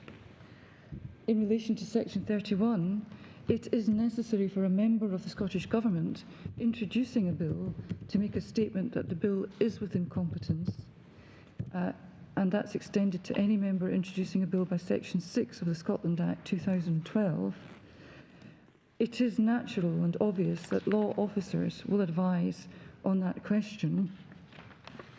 The requirement for law officers' advice is now embodied in the Scottish Ministerial Code, which has been recognised by this court in the UNCRC case, and there's reference there in my speaking note to that particular case, and the fact that it's part of the safeguards arising from the Scotland Act. The Advocate General submits that contrary to the true basis for the reference is the creation of a self-imposed hurdle to Section 31(1) derived from the Scottish Ministerial Code.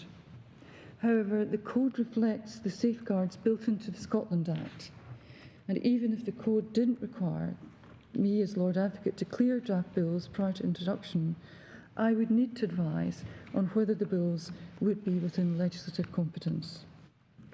Finally, the Advocate General's reliance on the reference by the Attorney General for Northern Ireland of devolution issues to the Supreme Court case in 2020, I say that his reliance there is also misplaced. That case is not analogous to the present situation. In that case, it was held that the preparation of lists of postcodes for commencing welfare provisions was too remote from the question of whether the provisions themselves were compatible with the European Convention on Human Rights to give rise to a devolution issue. In the present case, the question whether the draft bill relates to a reserved matter arises directly and squarely for determination by the law officer, the Lord Advocate. There is a separate issue raised by the Advocate General as to whether or not there is a lacuna if no reference can be made. And he says that there's no lacuna or imperfection in the statutory scheme if legislation cannot be introduced by the Parliament, because the Lord Advocate doesn't have the requisite degree of confidence that would be within competence, and the issue cannot be referred to this court for an authoritative ruling. The Advocate General submits that if the Scottish law officers consider the provision to be outside competence, the UK Parliament would not have intended the time of this court to be taken up resolving it. My position is there's no basis for this assertion as to Parliament's intention. It's far more likely, and in accordance with the rule of law, that Parliament intended that this court would have jurisdiction to provide an authoritative determination of issues of law that arise under the Scotland Act in circumstances where I consider that a reference to this court is appropriate and in the public interest. The fact that Parliament intended this court to be capable of resolving issues of law properly arise, and the Lord Advocate should, I say, not be put in the position of the ultimate arbiter with no ability to seek a ruling of this court where appropriate. It's reflected in the scheme of the Scotland Act in the very broad and legally innovative provisions for the Lord Advocate and other law officers to refer questions directly to this court. And I say there's no reason to think that this will overburden this court. The fact that the ability to make references directly to this court is limited to specified law officers and, in the present context, to the Lord Advocate, pursuant to the retained function that I have under the Scotland Act. This provides assurance that the references will be made sparingly and properly, and this is the first reference by a Lord Advocate in 23 years. This court also retains the power to ensure that references are appropriate. So coming on then to deal with the question of the court's discretion about allowing this matter, this reference, to be heard, the Advocate General submits that even if this court has jurisdiction, it should refuse to determine the reference in its discretion on the basis that it's advisory, abstract, hypothetical and premature.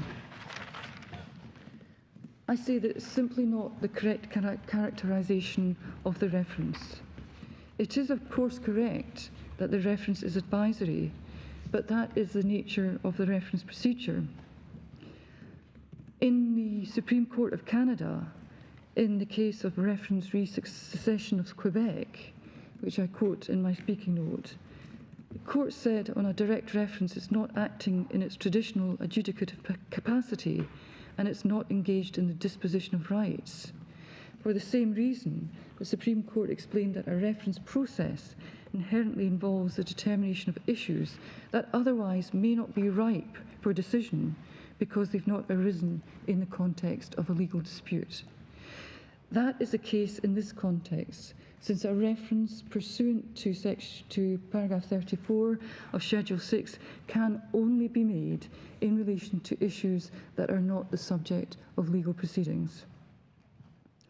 So despite such inherent features of a reference procedure, this reference is made to obtain an authoritative ruling on a concrete legal issue that I say has crystallised. That question is not premature. It is a question that Section 31 of the Scotland Act requires the Minister in charge of a bill to ask and answer, and on which the Lord Advocate must advise. The answer to the question will have concrete effects. It will determine whether the draft bill is introduced to the Scottish Parliament or not, and trigger the statutory provisions applicable to the enactment of primary legislation under the Scotland Act. I don't shy away from the fact that it's less than ideal that this court should be asked to examine a question relating to a provision to be included in a bill that has not yet been passed by the Scottish Parliament and not accompanied by some of the associated materials that often accompany modern legislation. But the reference relates to a legal question that the Scotland Act requires persons in charge of the bill to pose themselves, and respect of which it's the responsibility of the Lord Advocate to advise ministers upon. If ministers and the Lord Advocate must consider and reach a view on whether a provision would be within legislative competence without those materials, there is no reason in logic or in principle why this court should not be able to do so in a proper case. So in his arguments on discretion, the Advocate General relies on the case of Yalland against the Secretary of State for exiting the European Union. But I say that case provides no support for his position. I make a number of points in my speaking notes. The court in Yalland emphasised that as a general rule, the courts are concerned with adjudicating on issues of law that have already arisen. That general rule is observed in this case, as the issue of law has already arisen for determination. The Lord Advocate must determine it in order to advise ministers for the purposes of Section 31 of the Scotland Act. The court in Yalland went on to state, in a passage on which the Advocate General places particular reliance, that when issues of law depend on future legislation, it will generally not be appropriate to make rulings on questions of law until the precise terms of the legislation are known. However, in this case, the legal issues that fall to be determined does not depend upon the terms of future legislation. It depends entirely on the terms of the draft bill. The legal issue posed for ministers by Section 31 relates to a draft bill, which they intend to introduce, not to enacted legislation. Similarly, in relation to the comments made by the Advocate General in relation to the Counsel General for Wales against Secretary of State for Business and Energy case, referred to in my speaking note, I say his case doesn't support his submission that the legal issue is abstract, premature or hypothetical. In that case, the Counsel General for Wales sought a declaration as to the powers of the Senate in the absence of even legislative proposals. The court held until legislation is proposed, it would not be clear whether such legislation would fall within a reserved matter. It was better, the court held, that the issue be tested by reference to proposed Senate legislation rather than in the abstract. That, as I say, is unexceptional, but has no relevance to the present case, where the legislation proposed is proposed and a concrete decision under the Scotland Act falls to be made in respect of it. And thereafter, the Advocate General relies on the case of Keatings in his recent case, in which the Lord President identified a number of circumstances as justifying not entertaining the challenge in that case. It is said that most of these apply with the same force to this present reference. There were 5 reasons given by the Lord President in Keatings. They were: there was a draft bill that may or may not be introduced, depending upon the government formed as a consequence of the election. If the introduced draft bill may or may not be in the form that it was before the court, the bill may or may not be passed at all or in the same form, and the UK government may or may not be prepared to make an order permitting a referendum pursuant to Section 30 of the Scotland Act. And if passed without such an order having been made, the bill would likely to be referred to the Supreme Court pursuant to Section 33. So, contrary to the Advocate General's case, none of these reasons apply to this reference. Indeed, rather than providing a basis for refusing to entertain the reference, they demonstrate why it's not hypothetical or premature. So, by reference to each of the reasons set out in 1 to 5 by the Lord President, as I've listed in my note. Firstly, the election has concluded that the Scottish Government will introduce the draft bill that is before this court, if cleared by me. All relevant provisions of the bill, material to the devolution issue referred, will be introduced in the form that they are in before this court. Whilst the bill may or may not be passed, a prior issue arises, which is the need for the statement pursuant to Section 31 of the Scotland Act, which depends upon the draft bill in its current form, not its enacted form. Fourthly, the UK government has made it clear that it is opposed to the referendum, and the legal issue will not be referred to this court post-enactment because the bill cannot presently be introduced, so that stage will just not be reached. Therefore, I say, tested against the reasons given by the Lord President in Keatings, the present reference is not academic or premature. And I say the Advocate General's submissions to the effect that this court should refuse to entertain the reference should therefore be rejected. So I move on then to deal with my submissions on legislative competence. And I propose to take these submissions under 5 broad headings. Firstly, I will address the draft bill. Secondly, I'll address the relevant case law on the test to be applied under Section 29(2) and 3 on the issue relates to in terms of the Scotland Act. Thirdly, I will address the argument to the effect that the draft bill does not relate to the Union and is therefore not within it does relate to the Union, I'm so sorry, does relate to the Union and is therefore not within the competence of the Scottish Parliament. Fourthly, I'll address the opposing case to the effect that the draft bill does not relate to the Union and is therefore within the competence of the Scottish Parliament, as I've done in our written case, and recognising the thrust of the Advocate General submissions, I propose to spend more time on this argument, that the bill is within competence.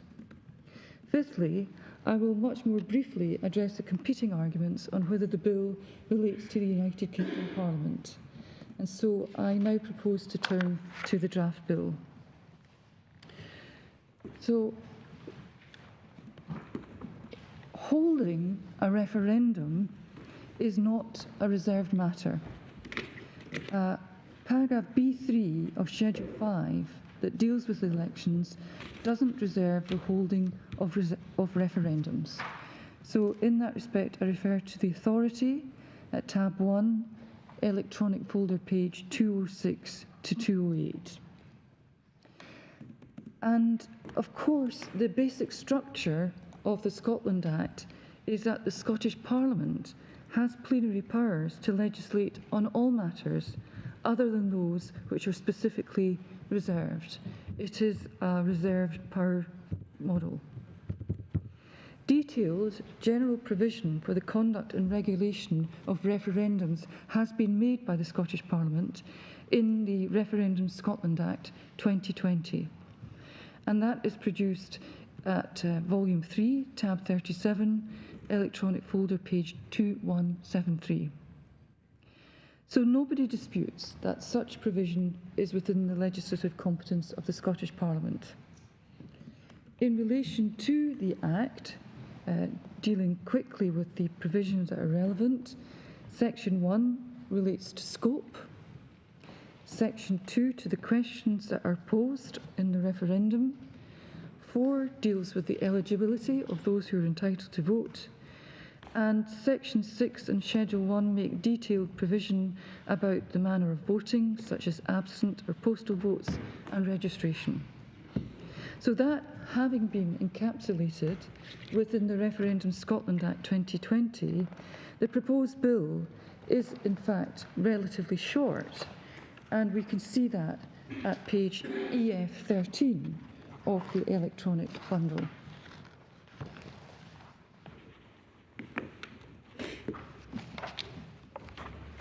So the bill itself begins by narrating the purpose of the legislation under Section 1 to make provision for ascertaining the views of the people of Scotland on whether Scotland should be an independent country.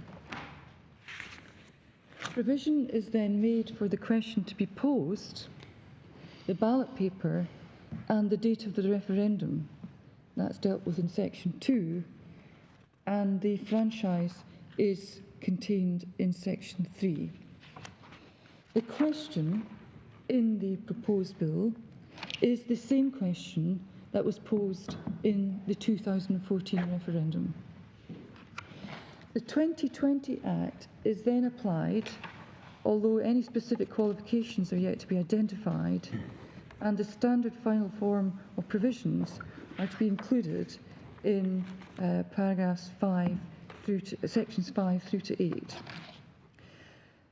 The form of ballot paper is set out in the schedule, and notably, no provision is made for the effect of any result of the referendum.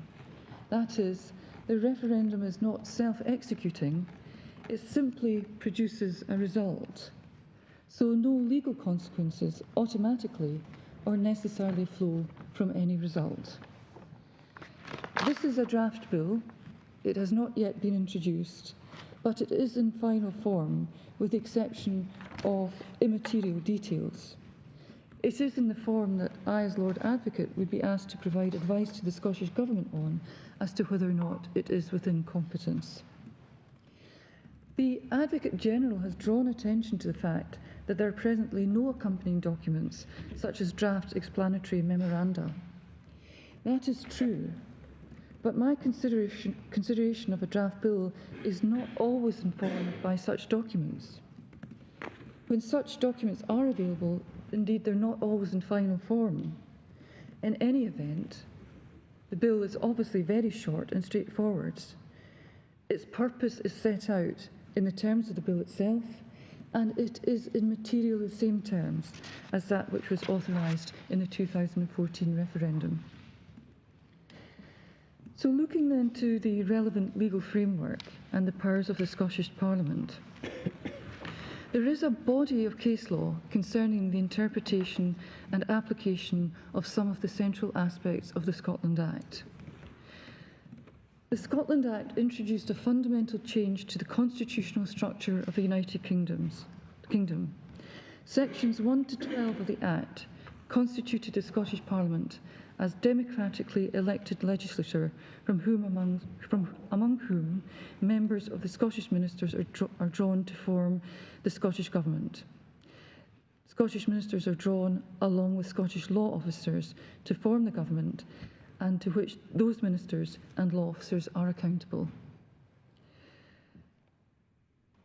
The creation of the Scottish Parliament and the nature of it was referred to by Lord Hope in the case of BH against Lord Advocate, and that the reference I would wish to make there is at paragraph 30.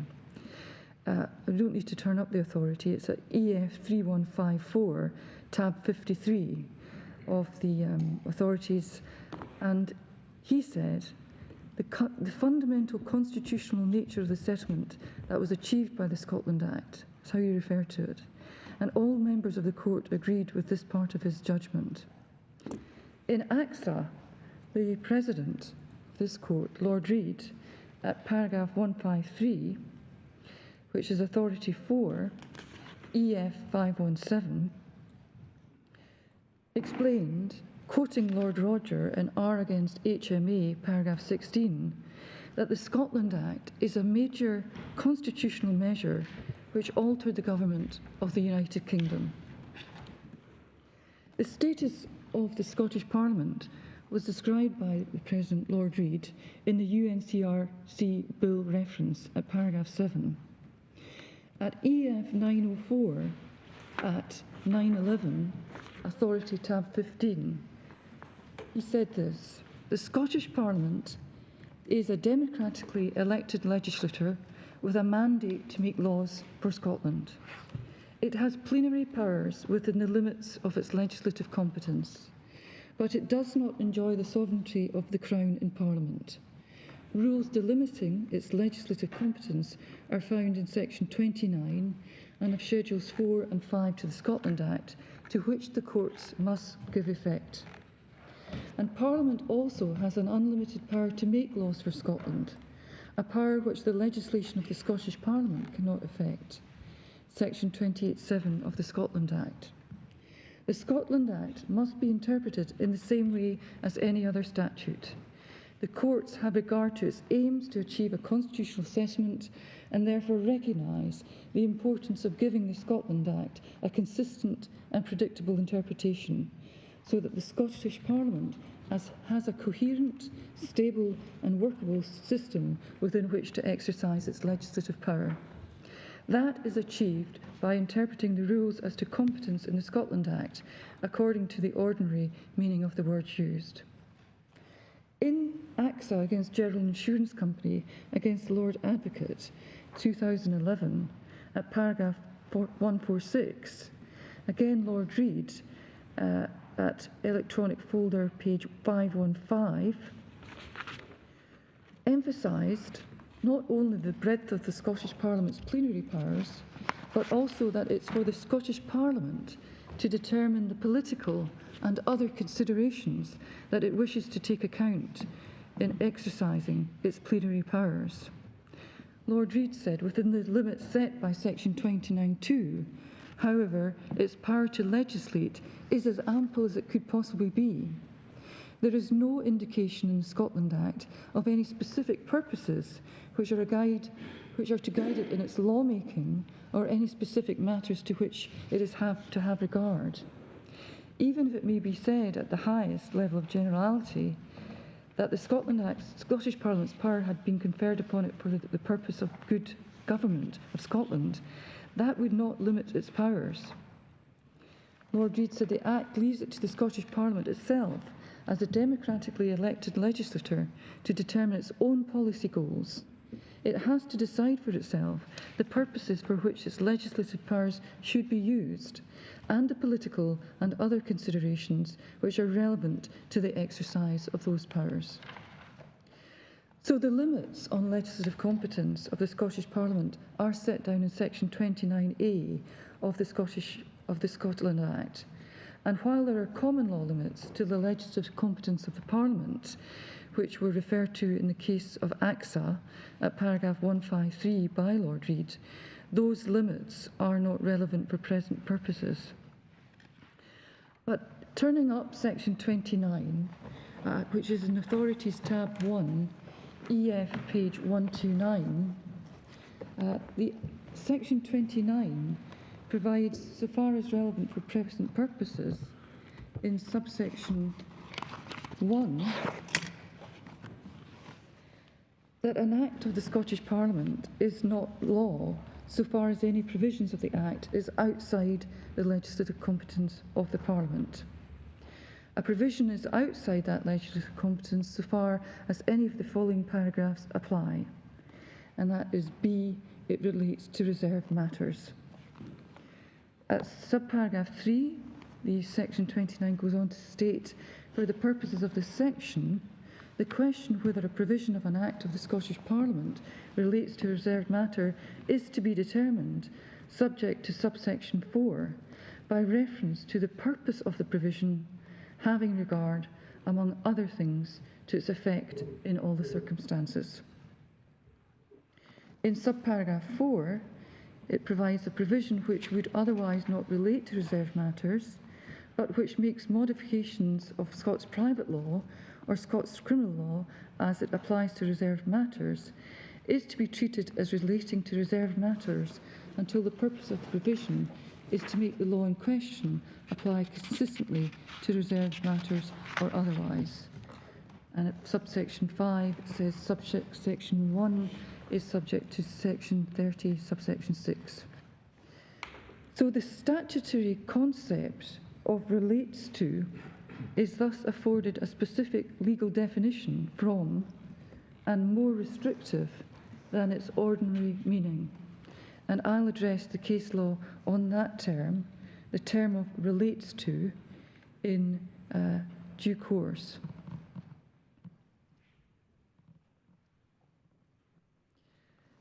Section 31, which is over the page at EF 131. Sorry, where do you get that point from section 29, that the term relates to, or the concept relates to, has a special meaning? Yes.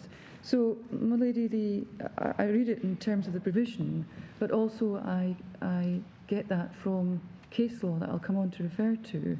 But were you saying that comes from subsection 4? Is that the point? Subsection 3, I said. So, for the purposes of this section...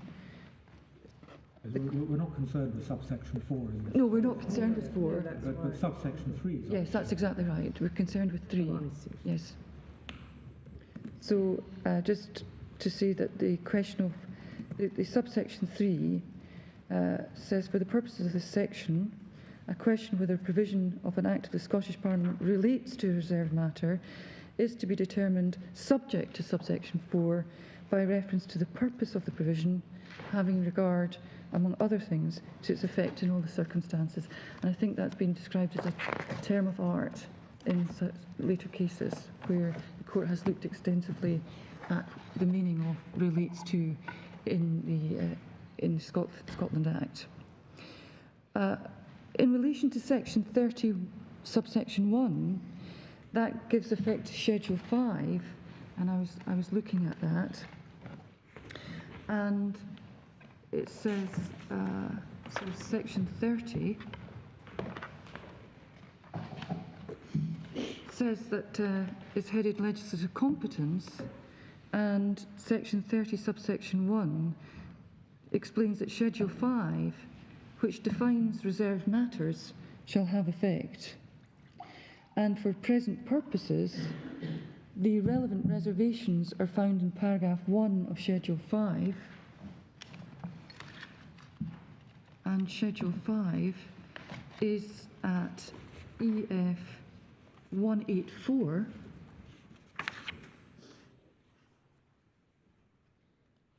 And provides as follows in paragraph 1, EF 183 to 184, paragraph 1's at 183. So paragraph 1 says the following aspects of the Constitution are reserved. At 1B, the union of the kingdoms of Scotland and England, and 1C, the Parliament of the United Kingdom. And I'd simply emphasise from looking at this the following points. The Constitution itself is not a reserved matter. The Constitution simpliciter is not reserved. It's only specified aspects of that. And the language used in 1B reserves the union of the kingdoms of Scotland and England. And I've noted in the written case at paragraph 100 to 102 that there is a peculiarity in that the kingdoms of Scotland and England have been superseded by the United Kingdom of Great Britain and Northern Ireland. And 1C refers to the Parliament of the UK, but I don't suggest anything turned on that, just a particular peculiarity of the legislation. So in relation to the case law on relates to, the approach to the term relates to was summarised by this court in its judgment, the UK withdrawal from the European Union Legal Continuity Scotland Bill case in 2018 at paragraph 27. It's authority 11 at EF page 836, and I think it's helpful to look at paragraph 27 of the Continuity Bill case. So paragraph 27 is at page EF 835 and on to page EF 836. And it provides, the court said at paragraph 27, in order to relate to a reserved matter, a provision of a Scottish bill must have more than a loose or consequential connection with it. And references there made to Martin against Most, Lord Walker, at paragraph 49, and to the Imperial Tobacco against Lord Advocate case, 2012, at paragraph 26. It said that Lord Hope observed that the question required, 1, first to understand the scope of the matter, which was reserved, and secondly, to determine by reference to the purpose of the provisions under challenge, having regard, among other things, to their effect in all the circumstance, whether those provisions relate to the reserved matter. The purpose of an enactment for this purpose may extend beyond its legal effect, but it is not the same thing as its political motivation.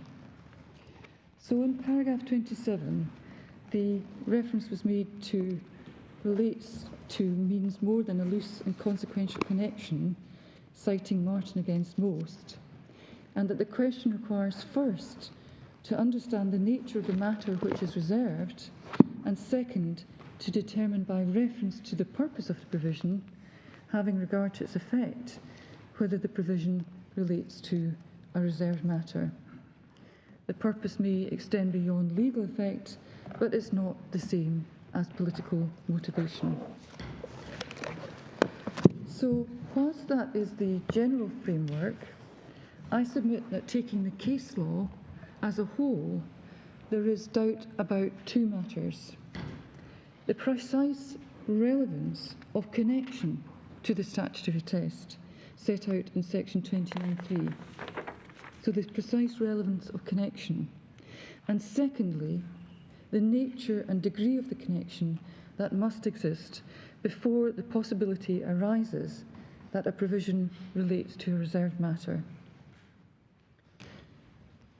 This is really all stemming from the, well, in fact, it is entirely Lord Mance's judgment in the Welsh case, isn't it? It is in part relating to Lord Mance's judgment, but I also, to demonstrate that he's not in any sense an outlier, actually would make reference to what my Lord said in the Inner House in Imperial Tobacco.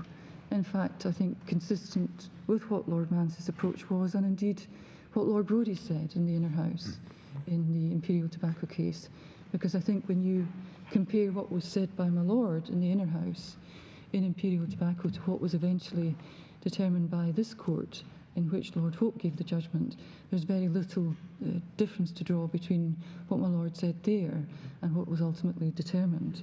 So Lord Advocate, I think there may be an issue between you and Sir James in relation to whether Lord Mance, yes, in the Wash Asbestos case, was actually supporting a test of direct connection. yes, that's exactly so. So I'm going to come on to deal with that.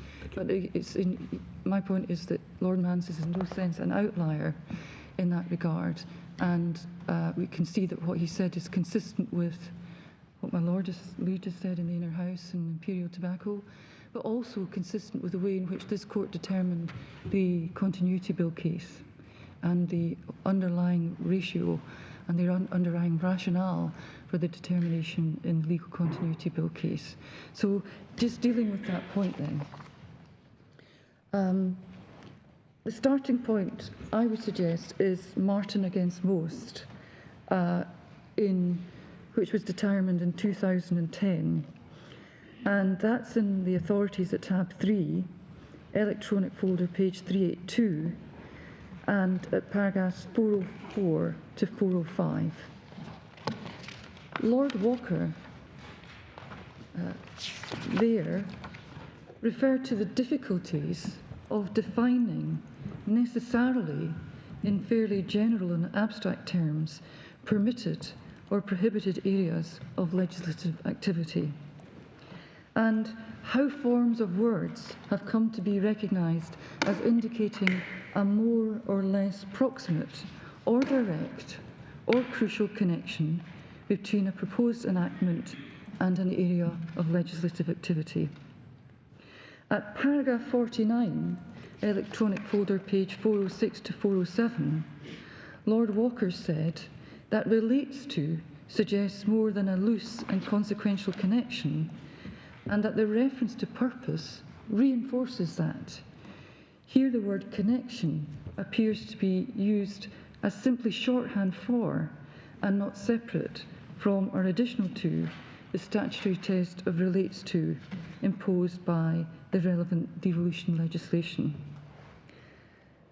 So the effect of 29.3 that we've looked at is that the purpose of a legislative instrument that must relate to a reserved matter, it's the purpose that must relate to the reserved matter.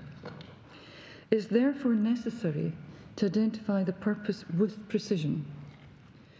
The second aspect of 29.3 is that it requires a particular attention to effect. That is not a separate test, but essentially it's mandating that the purpose is derived with particular attention to the effect of a provision, essentially what powers, duties and rights it confers. So the fact that the purpose of the legislation is central to the question whether the legislation relates to a reserved matter was made clear by Lord Hope in Imperial Tobacco at paragraph 16, and we see that at electronic folder pages 631 and 640.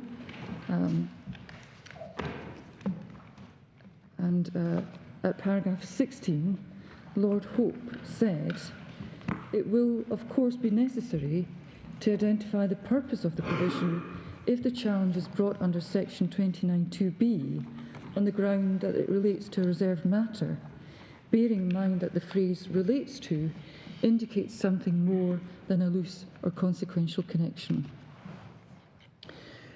That's also what was said in the same terms, similar terms, in the Christian Institute case, which is at tab 10, at paragraph 30, which is at electronic folder page 791. So just looking at the Christian Institute case, tab 10, paragraph 30, EF 791.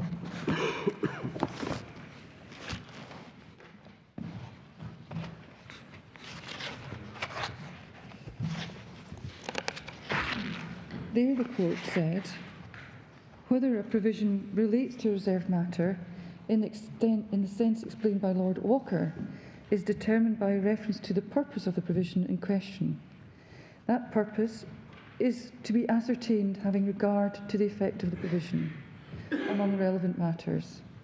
As was said, in relation to similar provisions in the Government of Wales Act 2006 in Attorney General for England and Wales against Counsel General for Wales, paragraph 50, as section 50 requires the purpose of the provision to be examined, it is necessary to look not merely at what can be discerned from an objective consideration of the effect of its terms.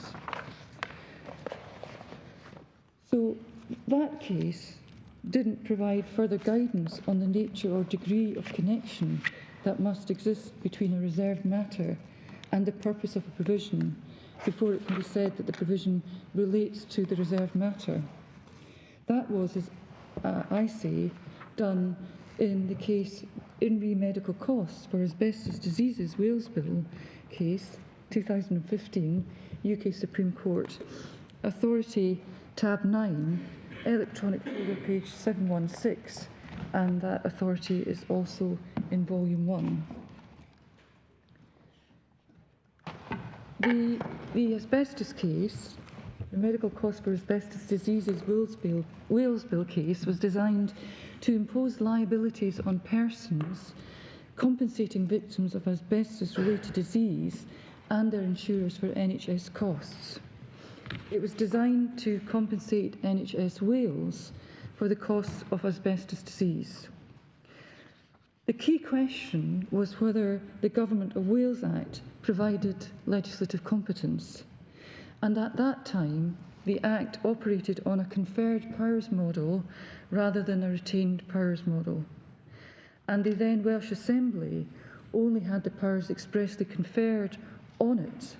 And one of the competencies conferred was the organisation and funding of the National Health Service. The Government of Wales Act permitted legislation to be made by the Assembly that related to a conferred power, and the relevant statutory provisions are set out in paragraphs 11 and 12 of the case at electronic folders 728 to 729, and that's in volume 1, tab 9. So the paragraphs are 11 and 12, 728 to 729 of the electronic folder. It is helpful just to quickly look at the statutory provisions because they do assist in understanding the basis upon which the court decided the case. 728 then.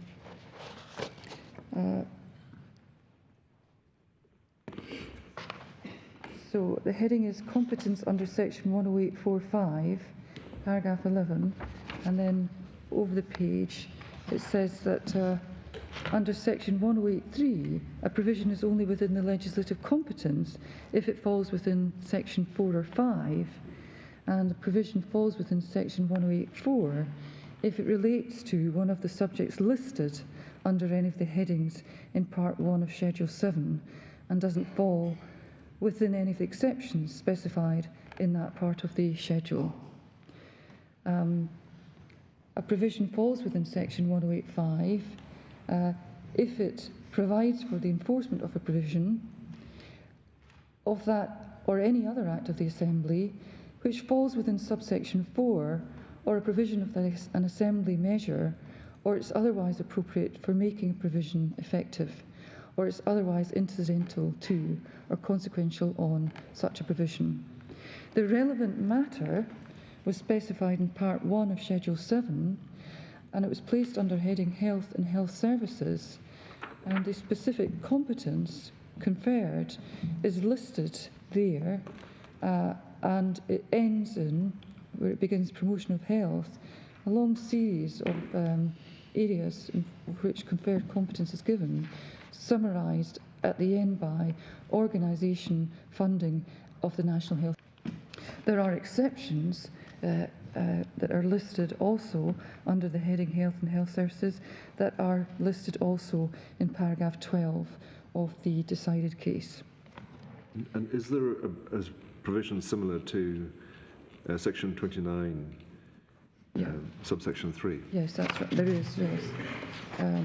So I have that particular reference to say paragraph 25, I think Lord Mance deals with that. Yeah. He says that section 1087 provides that for the purposes of this section, the question whether a provision of an Act of the Assembly relates to one or more of the subjects listed in Part 1 of Schedule 7 or falls within any of the exceptions specified is to be determined by reference to the purpose of the provision, having regard, among other things, to its effect in all the circumstances. And I think he says that the way in which it has to be approached in relation to Wales Act is exactly the same way it should be approached in relation to the Scottish provision. So at paragraph 24, Lord Mance described the key question, which is on page 734, is whether, on the assumption I'm making, the Government of Wales Act provides legislative competence for the imposition of liabilities on compensators and insurers, and to this I therefore turn.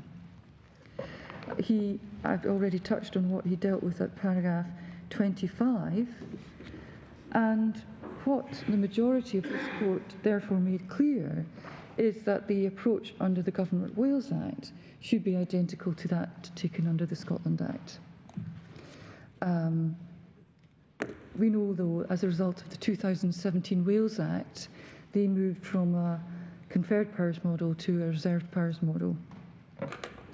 So in this case, Lord Mance, in paragraph 25, cites the Imperial Tobacco case and the comments by Lord Walker in Martin against Most that we've already looked at. And then, since it was clear that the purpose of the legislation in issue was to reimburse the NHS, the critical question or critical issue was whether this sufficiently closely related to funding the NHS. Was it sufficiently close to the conferred power granted?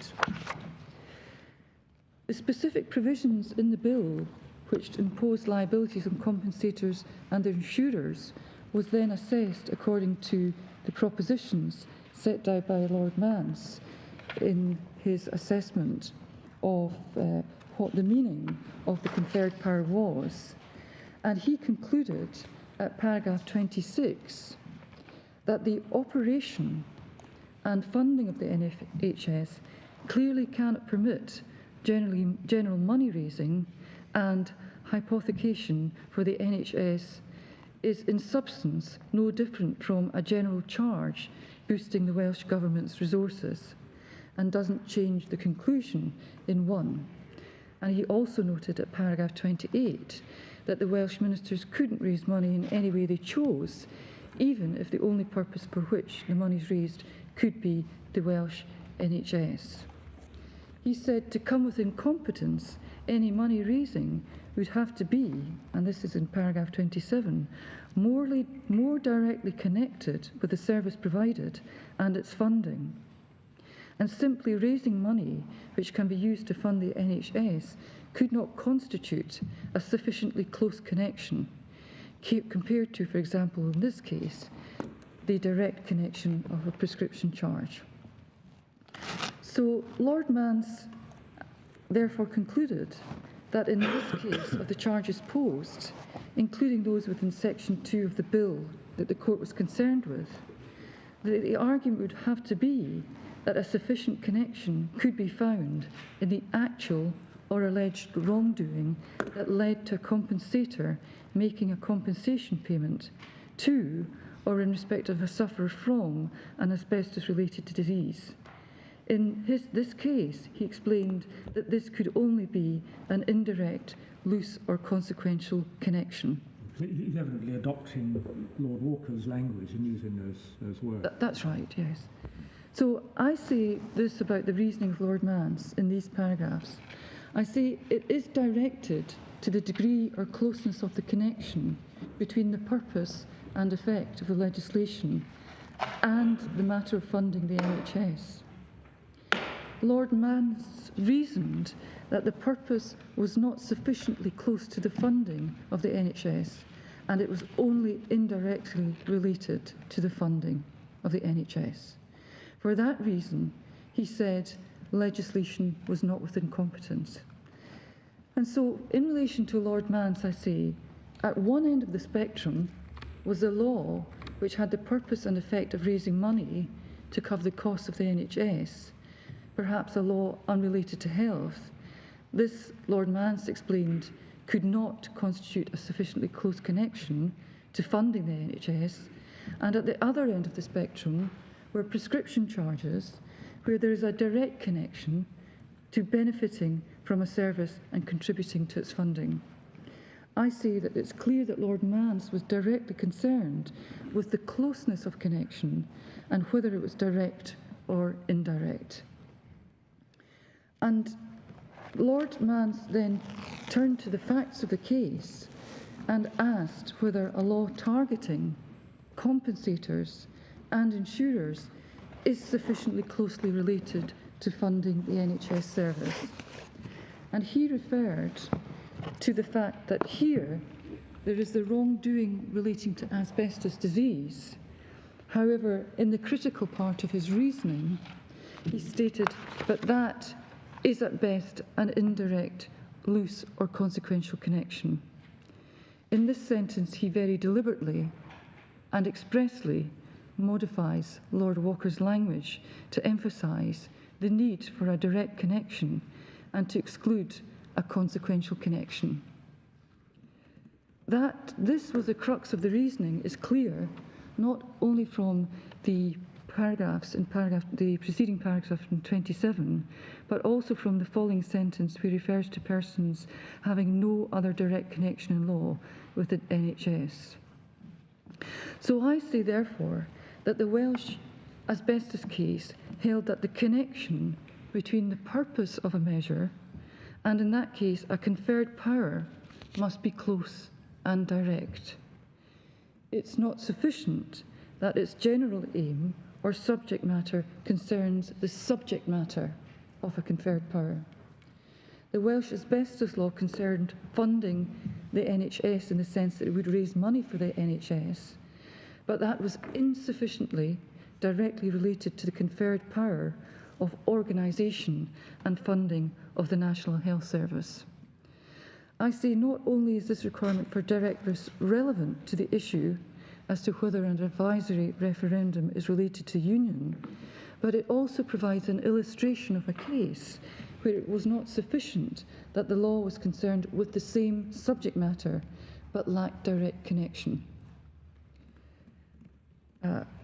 So the Advocate General at paragraph 59 in his submission submits that the case does not purport to create any different approach from imperial tobacco, and nothing in the judgment of Lord Mance indicates that a requirement of direct connection is imposed.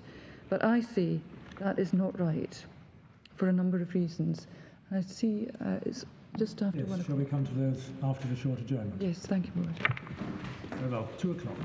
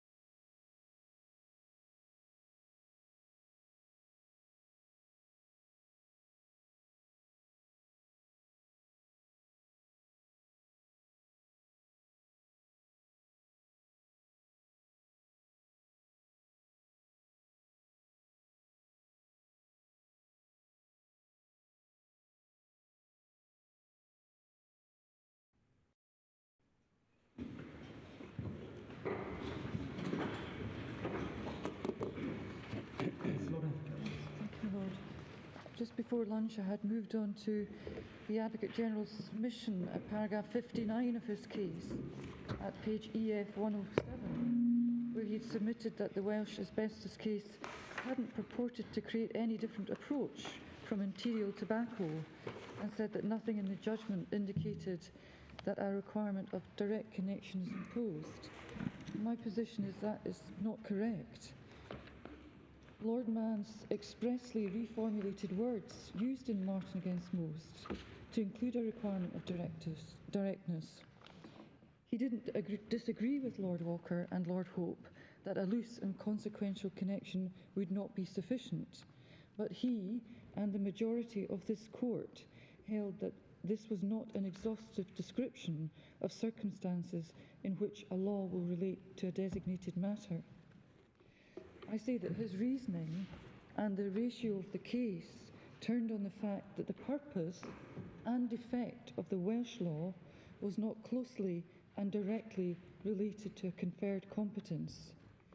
Indeed, it is not difficult to see why directness was at the heart of the reasoning, given the difficulty characterising the law as only loosely or consequentially related to funding the NHS. And finally, the Advocate General complained that Lord Mance's words are taken out of context. I would say they are not. Their context reinforces the view that directness and closeness were highly important in determining whether the law related to the funding of health services in Wales. Moreover, I say there's no reason to suggest that Lord Mance's reference to directness cannot be taken from the context of the case than there is to take Lord Walker's references to loose and consequential from the context of that particular case. And I would point out that Lord Mance's approach to the use of directness is entirely consistent with that expressed by President Lord Reid when he sat in the Inner House in the Imperial Tobacco case. And it's also consistent with what Lord Brodie said in his speech also. The Imperial Tobacco case in the Inner House is in tab 5 of the first volume of Authorities, and Lord Reid's speech is at page EF 588. That's the part where he starts to deal with section 29 of the Scotland Act. Lord Reid begins by referring to Lord Walker at paragraph 119, and thereafter at paragraph 120 explains that the relevant rules are contained in a number of provisions in the Scotland Act and make specific reference to section 29.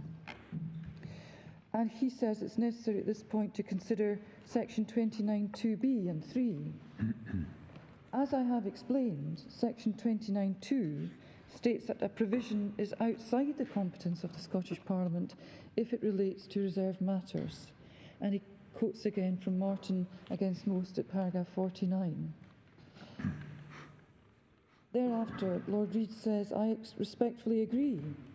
In ordinary English, relates to does not mean the same as affects, and although it is a wide expression, it cannot be intended to give such wide construction as to invalidate all legislation affecting matters listed in Schedule 5, however slight, indirect, or remote the effect may be. The practical considerations which led to that conclusion in the case law relating to Canada, Australia, and Northern Ireland are equally cogent in the context of the Scotland Act. At paragraph 121, he went on to say, deciding whether legislation relates to a reserved matter involves two stages. First, determining the meaning of the words defining the reserved matter, and secondly, determining whether the legislation relates to that matter.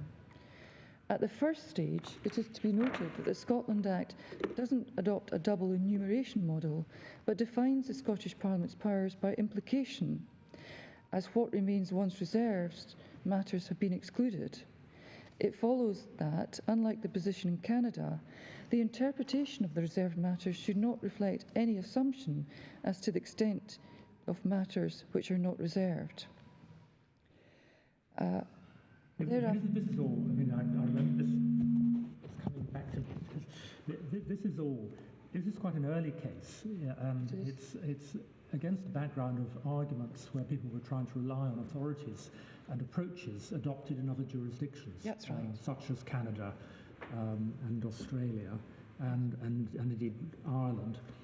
And I think we were trying to explain how the position under the Scotland Act differed from those under other schemes. Yes, so that's certainly what my Lord is dealing with there at 121, but I think it is important to look to what he said immediately before that, which is that in ordinary English, relates to doesn't mean the same as affects, and although it's wide, it can't be intended to give a wide construction as to invalidate all legislation affecting matters listed in Schedule 5. And the words my Lord used are, however slight, indirect, or remote the effect may be. And certainly the issue about how you deal with the Scottish legislation against the background of the position in Canada and Australia was relevant. But what my Lord went on to say in paragraph 123 was this, that Schedule 5 listed matters, not purposes. Since the question whether a provision relates to a reserved matter is to be determined, read short, by reference to its purpose, it appears that the purpose of a provision is to be treated as a pointer to the matter to which it relates. Once the purpose of the provision has been identified, therefore the remaining question is whether the matter to which it points is within the scope of the reserved matters listed in Schedule 5. That question may be straightforward, or it may be more complex depending on the circumstances. At 125, my Lord then went on to say, as Lord Roger observed in Martin against Most, the purpose of a provision will often be clear from its context in the Act in question. The Court can also consider extrinsic material which is relevant to ascertaining the purposes which the provision enacted to achieve. As Lord Hope indicated at paragraph 25, the Court is also expressly required to have regard to the effect of the provision. But what I think is important is when we go over to paragraph 133, we see how my Lord brings all of that together. And if I take my Lord to that, in the context of the Imperial Tobacco case that dealt with the display of tobacco products and the effort made by the legislature to reduce the attractiveness of these to children, at 133 my Lord said this, I've set out the terms of Section 1. It begins by prohibiting the display of tobacco products in places where such products are sold, subject to a discretion conferred on the Scottish ministers by subsection 4, to provide that no offence is committed by display which complies with prescribed requirements. It then provides a limited exception in respect of tobacconists, subsection 2, again subject to compliance with any requirements which may be prescribed by the Scottish ministers. It also provides a general exception in respect of wholesalers, and again subject to compliance with any requirements which may be prescribed by the Scottish ministers.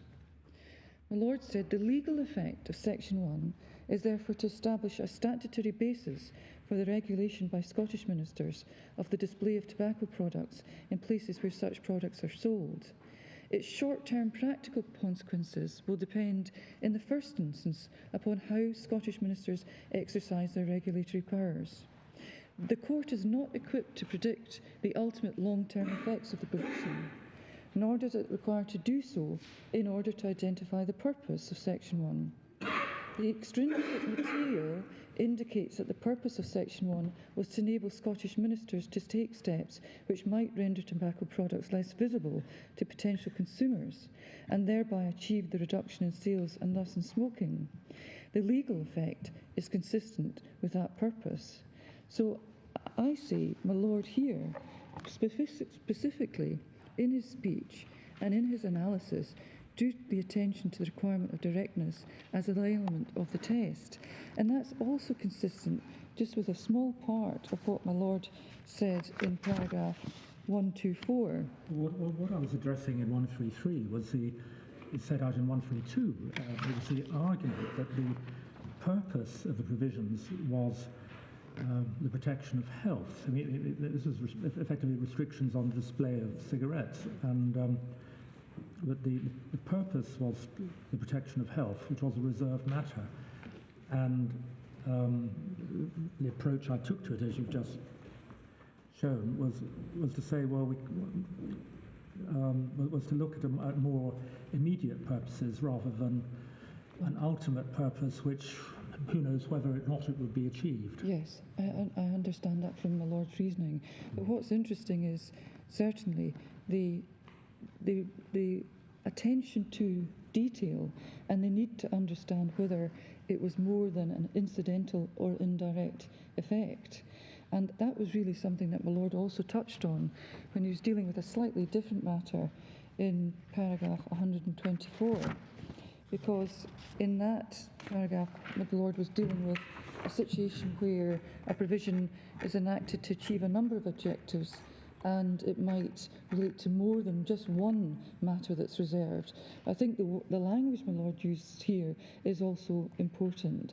So I think in 124, my Lord was saying in particular, although section 29.3 refers to the purpose of the provision in the singular, in real life legislation may be enacted in order to achieve a number of objectives. In such a situation, it may be unrealistic to regard a provision as relating only to a single matter, and it's possible that in such a situation, one of the matters to which it relates may be reserved, and another may not. And at that point, my Lord borrowed the hypothetical example given by Lord Roger in Martin against Most, and it was a very obvious example of where simultaneously one might be dealing with a devolved and reserved matter. I don't need to go into that. Goes on to say this though, unlike the position in Canada, where legislation must be characterised as relating to only one predominant matter in order to avoid a conflict between the two lists, it may be arguable that the court is not driven by the logic of the Scotland Act to follow that approach. I would therefore wish to reserve my opinion as to the correctness of the argument of counsel for the respondent, that even if the provisions in issue relate in more than a merely incidental or indirect manner to the regulation of the sale of goods to consumers, they are nevertheless within devolved competence because the predominant purpose is the protection of health. Now, we're looking at a slightly different aspect here, but again, my Lord turns to looking at this language of incidental or indirect, and that's exactly how Lord Mance approached the issue in the Welsh Asbestos Case. He was looking for a directness as an element to the test, and I think that's also consistent with what Lord Brodie said at page EF 623 to 624 at paragraph 202.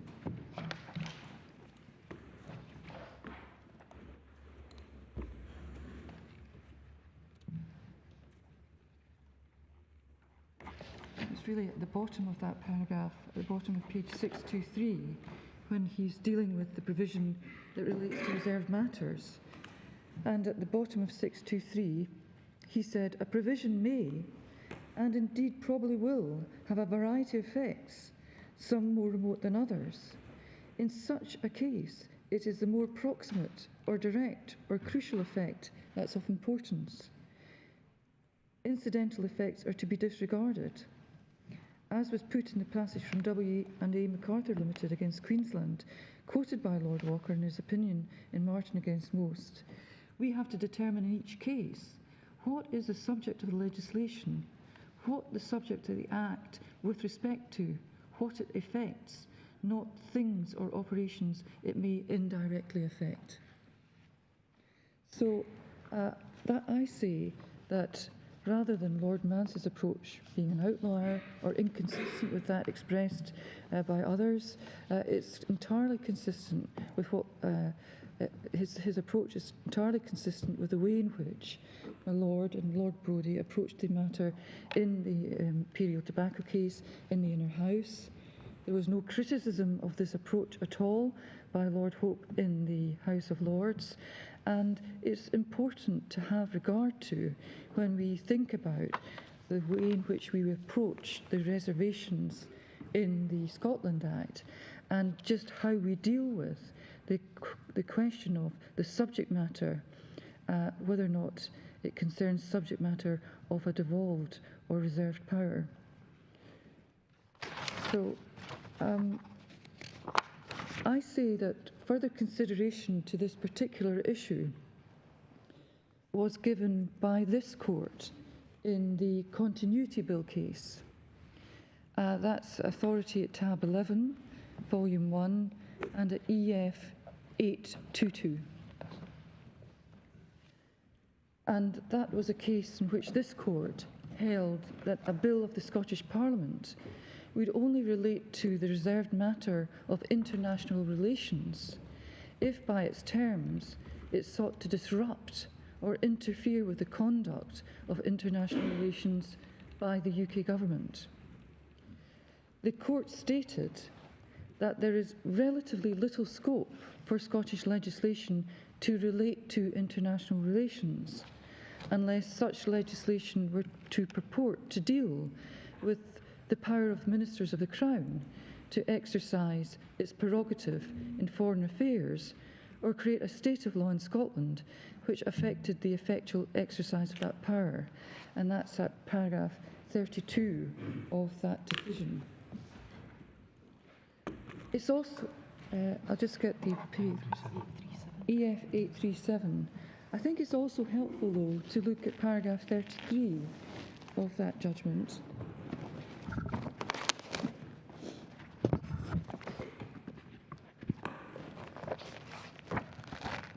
So, 837. Yeah.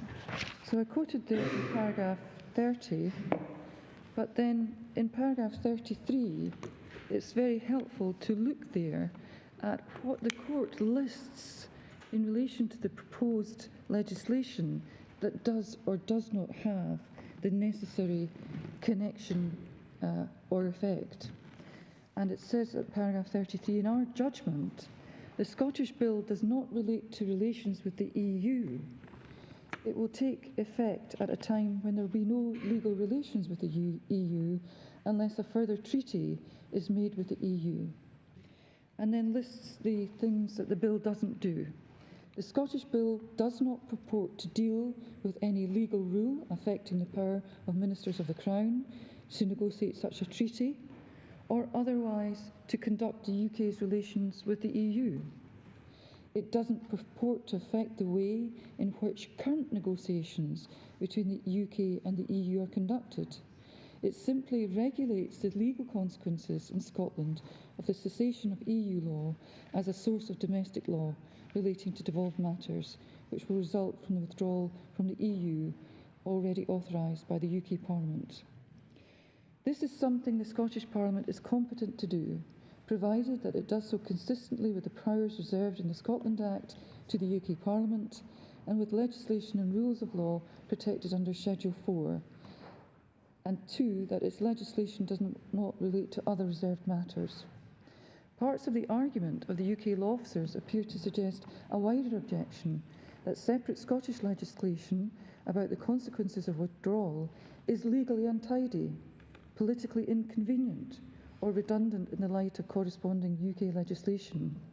But we are not concerned with supposed objections of this kind, which go to the wisdom of the legislation and not its competence.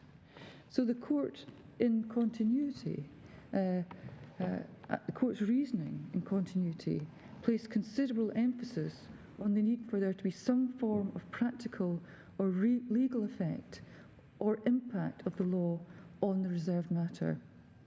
That is entirely consistent and in accordance with the approach taken in the Welsh asbestos case and with the same way in which my Lord approached matters in the Imperial Tobacco case. And I say it's implicit in the reasoning of the court in the legal continuity reference that from that it's reasonable to suggest that holding an advisory referendum on an issue of international affairs would not relate to a reserved matter by the Scottish Parliament. The Advocate General objects that in my written case I didn't relevantly address the Christian Institute case. But that case, I say, doesn't assist in the submissions made by the Advocate General on this point. The case is at EF 771, Authority Tab 10, Volume 1. For the purposes of this reference... What was the page number again, sorry? EF 771. Thank you very much indeed, thank you. Tab 10 in Volume 1. For the purposes of this reference, the relevant issue in the Christian Institute case was whether data sharing provisions in Part 4 of the Children and Young People Scotland Act, which made provision for a named person service to young people, were outside the competence because they related to the Data Protective Directive, which was reserved to the UK Parliament. The Act created a duty to share information about the well-being of children, which did not depend on the consideration of whether it would have been objectively relevant or necessary for that information to be shared. And that's paragraph 16, page EF 778. The court found that although there was a bespoke regime of data processing under the Children and Young People Act 2014, it didn't relate to the Data Protection Act or the Data Protection Directive, the subject matter of which was specifically reserved, because it was not truly distinct from the overall purpose of promoting the well-being of children. You can find that in paragraph 64 to 66, EF 805. This case then, the Christian Institute case, turned on an identification of the core purpose of the legislation, and provisions in relation to data sharing were not to be treated as being distinct from the core purpose.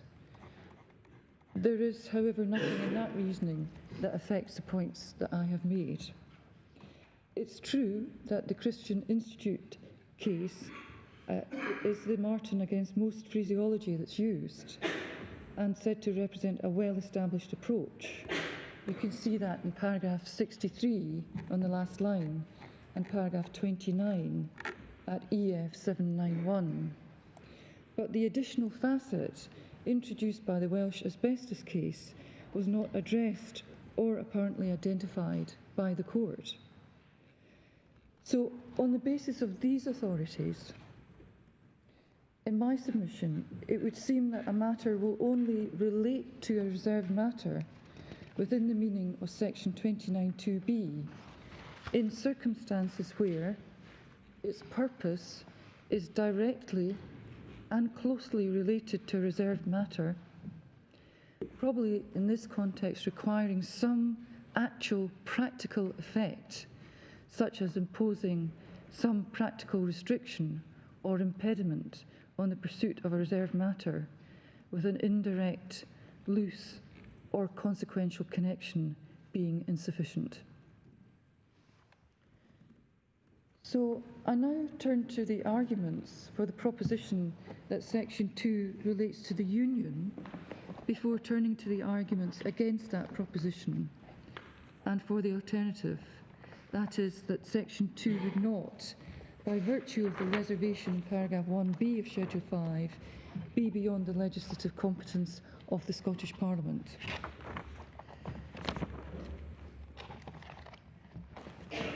The argument that the referred provisions of the proposed bill relate to the Union I can take reasonably briefly, given that the Advocate General has set out the case in detail and maintains that this is the correct analysis of the law. I say there's no real difficulty as to what the reserved matter means.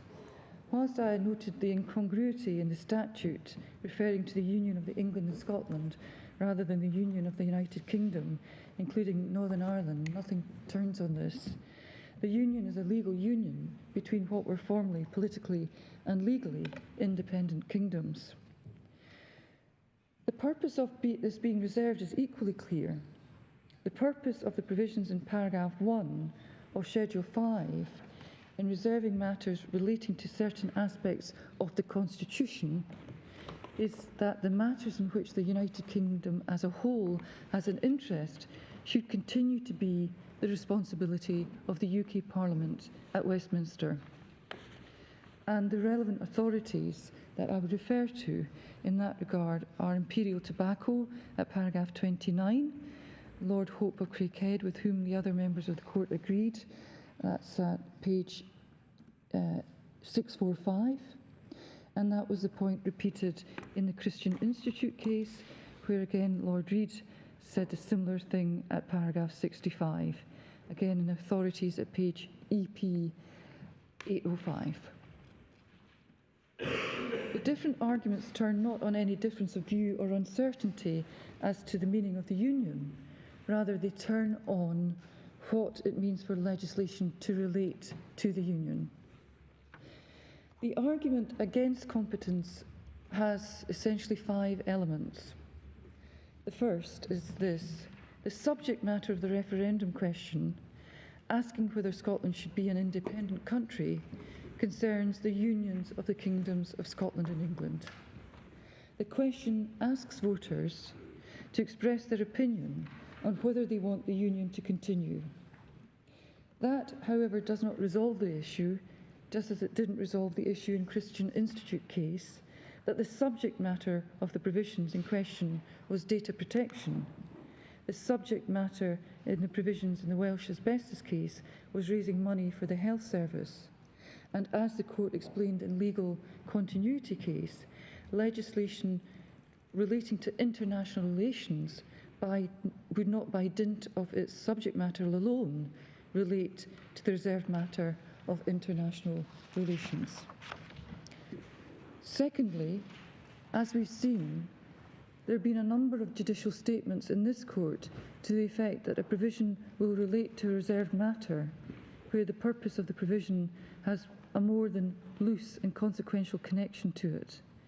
Again, referring to there, Martin against Most at paragraph 49, Lord Walker on page of the electronic bundle of 406, Imperial Tobacco, paragraph 16, Lord Cope at EP 640, and the Legal Continuity Bill, paragraph 27, again electronic number 835, and also to the earlier arguments I made before in relation to legal continuity at paragraph 33. I see you referred us a moment ago to paragraph 65 of Christian Institute. Yes. Yes, I think that's it. Just looking at that, the first sentence may be of some relevance. Yes. I'll just get that on word. It's on page 805. Yes.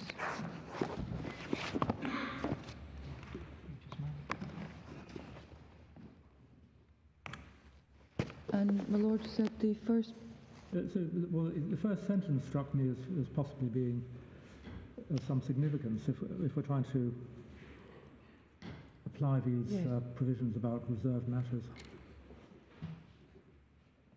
Yes, so there it says it's important to bear in mind the central aim of the provisions in the Scotland Act concerning reserved matters, explained in paragraph 28, that matters in which the UK has a whole interest should continue to be the responsibility of the UK Parliament. Yeah. That's right. Yeah. Yeah. So the Union and Parliament itself are obviously examples. I'm so sorry, my lord. So the matters listed in Schedule 5, such as the Union and the Parliament of the UK, are obviously examples of matters in which the UK as a whole has an interest. Yes, I see that, my lord. And I suppose it's the question, and I'll come on to talk about this a little later, is whether or not legislating about the Union is enough to meet the relates to test when the referendum is about a matter that's reserved. I think that it might be relevant to think that's the intention of the UK Parliament in creating reserved matters is not to be taken to prevent the Scottish Parliament asking the people of Scotland about matters of importance to the Scottish people, even if reserved. It might be thought that the intention of the constitutional arrangement reflected in the Scotland Act was to prevent the Scottish Parliament unilaterally changing law and matters that are the responsibility of the UK as a whole. And the important thing would be to question whether or not the case law points to the need for some sort of direct rather than consequential practical effect. So if we have simply an advisory referendum, we're not actually taking out of the UK as a whole the step that would be necessary to give effect to the outcome of any advisory referendum. I think that's the important issue that might be raised in connection with the undoubted statement about the purpose of the reservations and the protection of the integrity of the UK Parliament.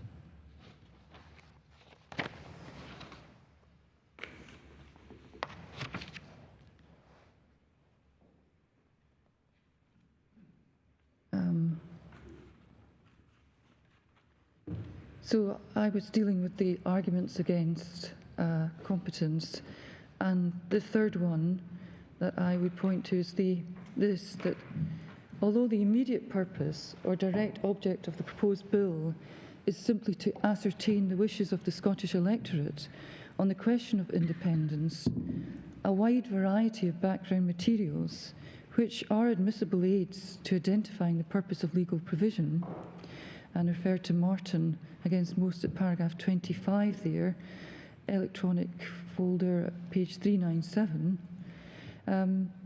that establishes that this is intended by the Scottish Government to be a step towards independence from the United Kingdom. So the background materials certainly identify the purpose of a legal provision, and that's relevant here. Thus, the argument is that the bill is intended to fulfil a manifesto commitment of the Scottish Government, which stated that the SNP was clear that the referendum must be capable of bringing about independence. And that's reflected in the SNP manifesto, which we have lodged, and it's at page EF 6361, tab 112 in volume 9. Again, I'm terribly sorry. What was the page number again? 6361. Thank you. It's the SNP Manifesto, Scotland's Future, Scotland's Choice, 2021, and the reference is page 12 in that document. And also the Scottish Government's Programme for Government 2021 to 2022 likewise refers to the Scottish Government obtaining a democratic mandate from the people of Scotland to pursue the opportunity of being an independent country. And that's reflected in the First Minister's foreword in the Programme for Government 2021 to 2022 at pages 6426 and through to 6430. Fourthly, as to effect, the proposed bill would have the legal effect, among other things, of authorising election officials to administer a vote and allocating resources to them to do so on whether the Union should end. It is therefore arguable that it is not devoid of any legal consequences. Fifthly, although the referendum would have no legal effect on the Union, the practical effect of a vote would be politically significant. That point was recognised by the majority in Miller at paragraph 124, which is in volume 5 of the Authorities, number 57. And it said that whilst the referendum leaving the EU had no legal effects, that way in no way means it's devoid of effect. And the page number there is 3429 in relation to that quote. Indeed, the case went on to say On the contrary, it was said to be of great political significance. At paragraph 125 of Miller, this court quotes from the House of Lords Constitution Committee in its 12th report, 2009-10, Referendums in the UK, House of Lords paper 99, stated that even where a referendum is advisory only, it would be difficult for Parliament to ignore a decisive expression of public opinion. And that quote comes from page 5900 in the electronic bundle and is at paragraph 197 of the House of Lords Committee report. So taking these points together, there is a clear and cogent argument that the Scottish Parliament doesn't have the power to enact a law providing for an independence referendum. The Union is a matter in which the whole of the United Kingdom has an interest and for which the UK Parliament retains primary constitutional responsibility. A referendum on Scottish independence would have more than a loose or consequential connection with the reserved matter of the Union, because the purpose of such a referendum would include that of obtaining support for the creation of a Scottish state and the independence of Scotland from the United Kingdom. So, I understand the arguments that have been put forward by you on both sides yes. of the equation, leaving a state of indecision, and yes. So that you can't advise one way or the other. Well, you can't positively advise that a Section 31 statement can be made. Yes. But looking at individual matters which are raised, for instance, political significance, do you submit that it hasn't got political significance, or you say it's an irrelevant factor? Or I say, be realistic about it. It does have political significance, just as the vote in relation to the withdrawal from the EU for UK had great political significance. But ultimately, when it comes to determining the purpose of the provision and its legal effect, the political fallout of that is irrelevant for this court. And that's really in line with what this court has said in Continuity Bill at paragraph 11 and indeed at paragraph 33, where the wisdom of the provision is not for this court. The politics of the issue is not for this court. And it's just as Lord Hope said in when he mentioned the fact that the question of political motivation is a different issue. So the politics of this, yes, we can see that it would have a political effect, but ultimately for this court is deciding a question of law, in respect of which they do not take account of the political effect of any vote that would arise from Scotland in relation to an advisory referendum. That has to be the approach, and it's certainly the approach that this court has spoken about frequently in the way in which they deal with these often sensitive constitutional matters. And accordingly, paragraph 124 of Miller has to be read. Yes, that's right. And I think what was important in the Miller case was what Lord Neuberger said about what would then follow on from the advisory referendum, which is that there would have to be a vote in Parliament. And the members of Parliament were duty-bound constitutionally to vote on that. I can't quite remember his words as to how they should vote, but they certainly had a constitutional responsibility to vote in relation to that matter as to whether or not they approved or otherwise of the decision of the referendum. Yes, and Miller... I do apologise, but you also referred to the background materials. Are those background materials admissible? So I think when one looks at the I think paragraph 25 of Martin against Most, yes. and the discussion in Imperial Tobacco in the Inner House and in the House of Lords, they are relevant to inform the whole circumstances. They would be relevant to your consideration as to the effect in all the circumstances. Certainly they would. That's why I refer to them here, they are relevant materials. Yeah. But I think Miller wasn't looking at the purpose of the referendum under the Scotland Act. It was looking at something else when it was being discussed in that case.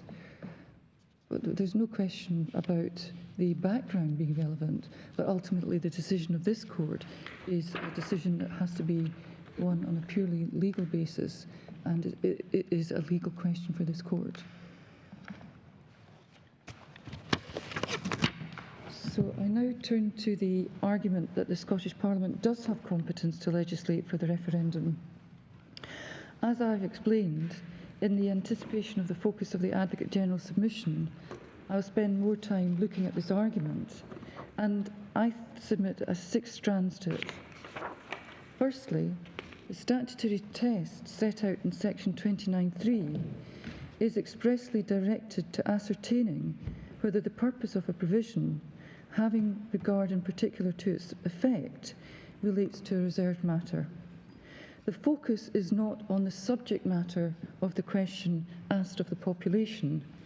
It's therefore not sufficient to establish the requisite nexus between a legislative measure and a reserved matter, that the legislation concerns the reserved subject matter, or, in the context of a referendum, that it asks people about that subject matter. Secondly, this court has held that there must be a direct connection and sufficiently close connection between the purpose of a provision and a reserved matter.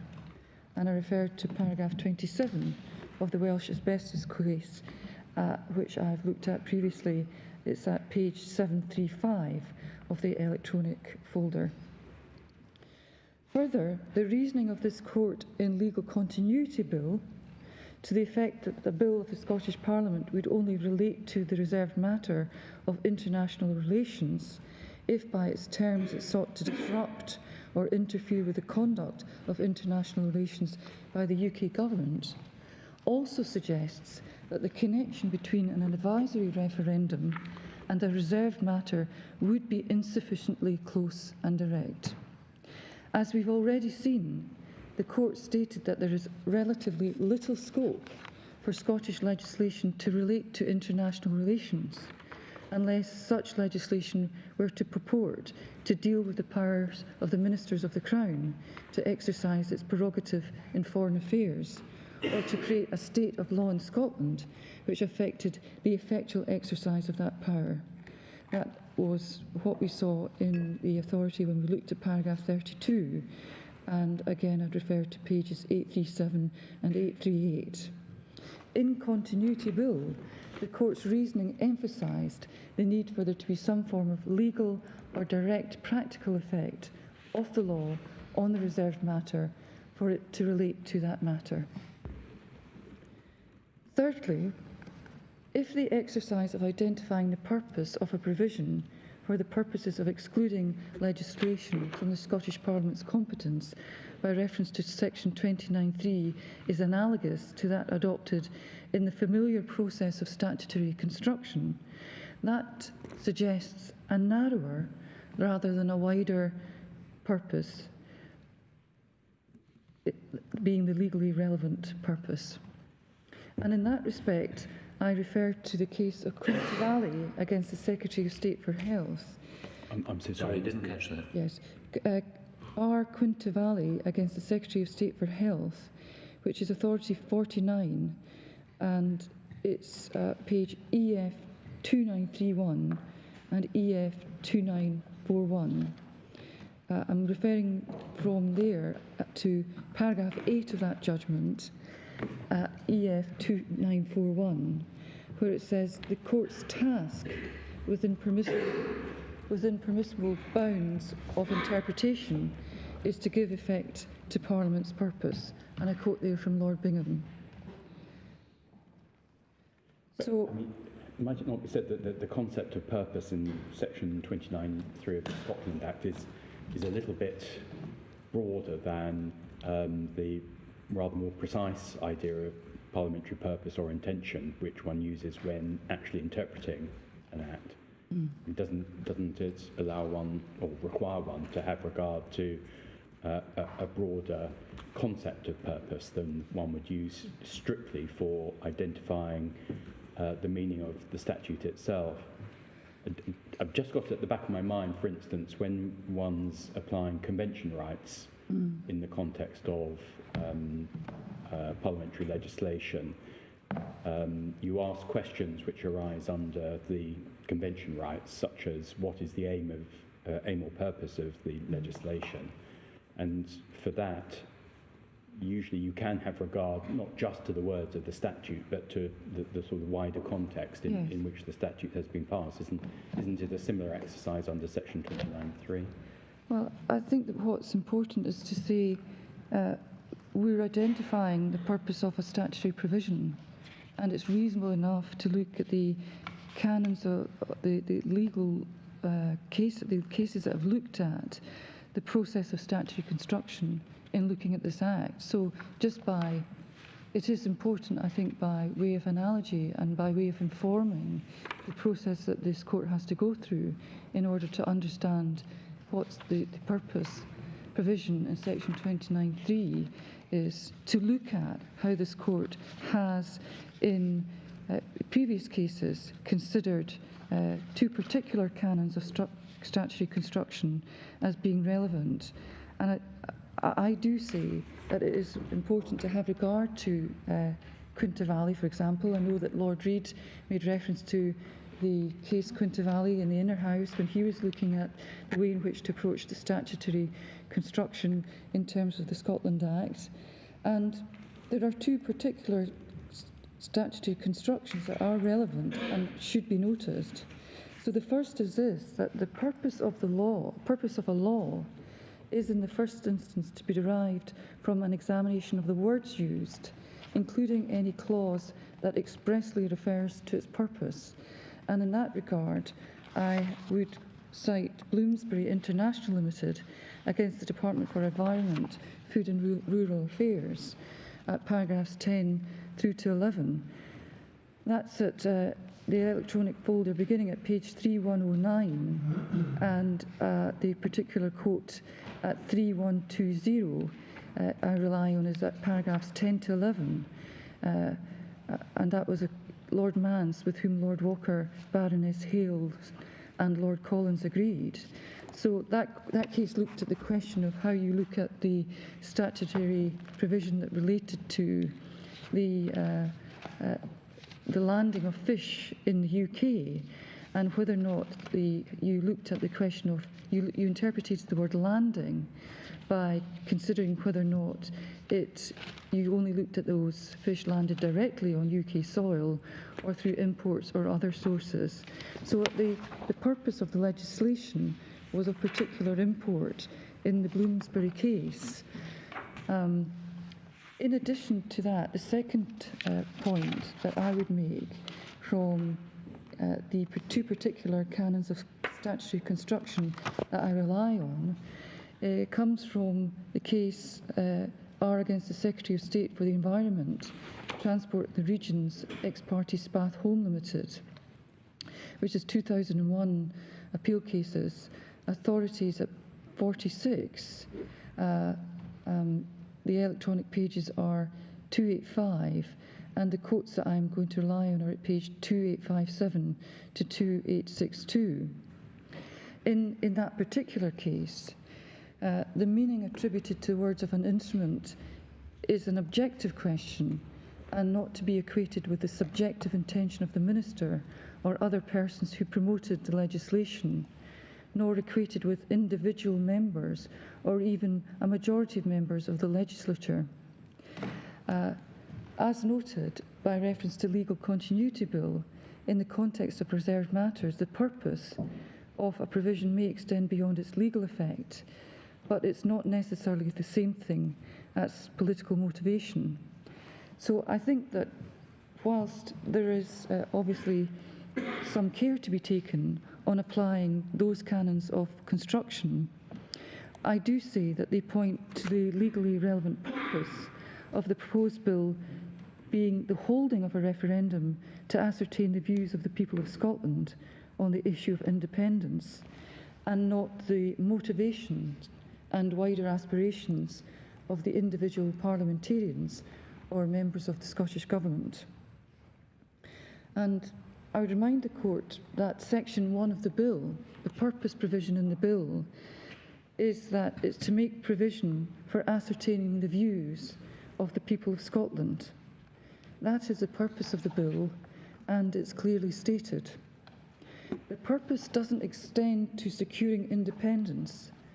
The purpose of the Bill is to ascertain the views of the people of Scotland.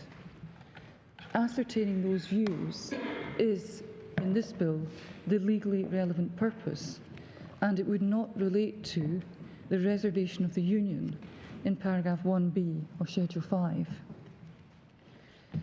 The question that would be posed to the Scottish people is neutral between a yes and a no vote. The terms of the proposed question are therefore neutral as to whether Scotland should be independent. The form of the question to be used is to be approved by the Electoral Commission, and it is the same form of question that was used in the 2014 referendum.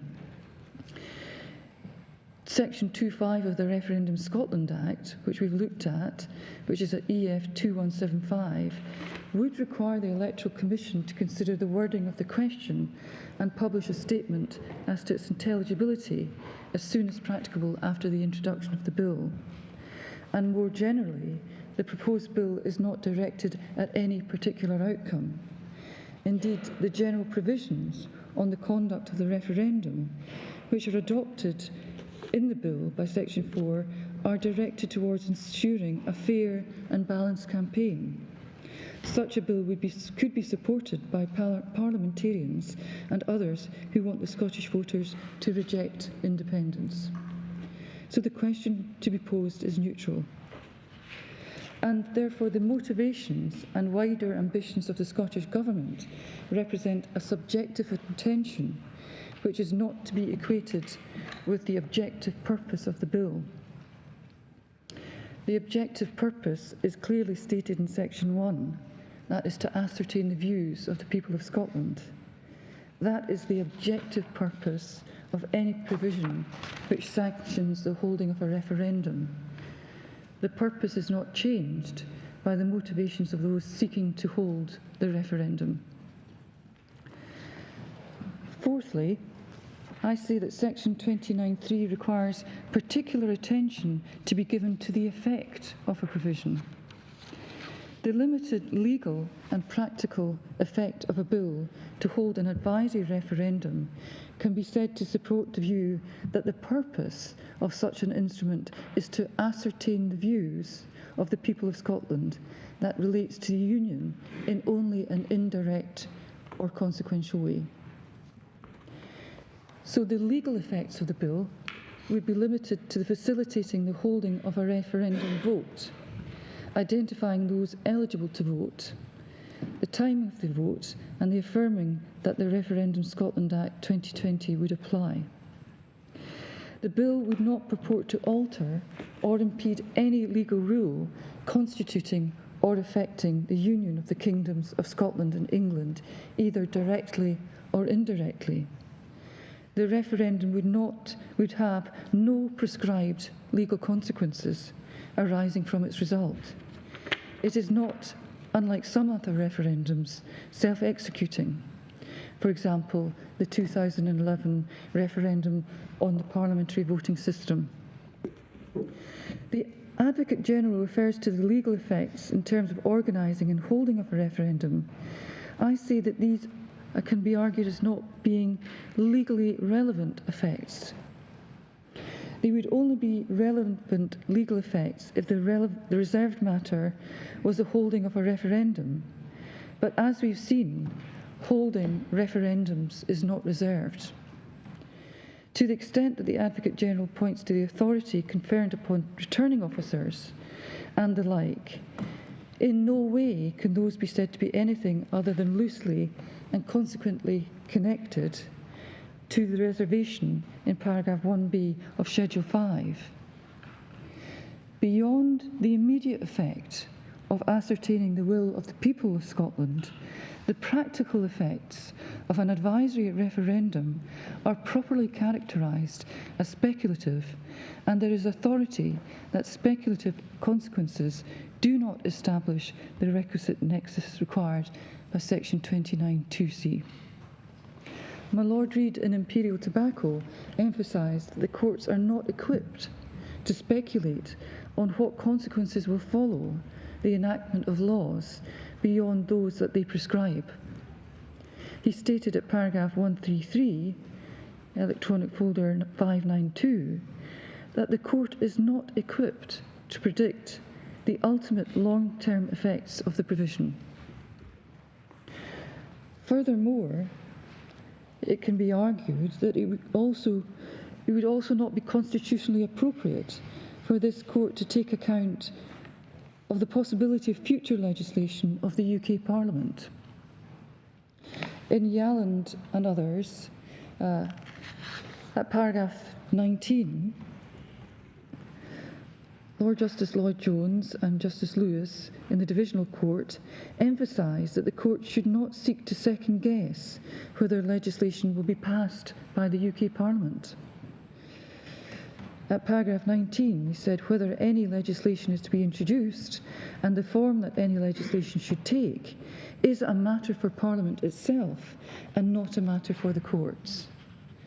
And to similar effect, Sir John Donaldson, Master of the Rolls, in R against Her Majesty's Advocate Treasury ex partes medley, 1985, Queen's Bench, at page 666 C to D, which is at page 2667 of the folder, said it behoves the courts to be ever sensitive to the paramount need to refrain from trespassing on the province of Parliament.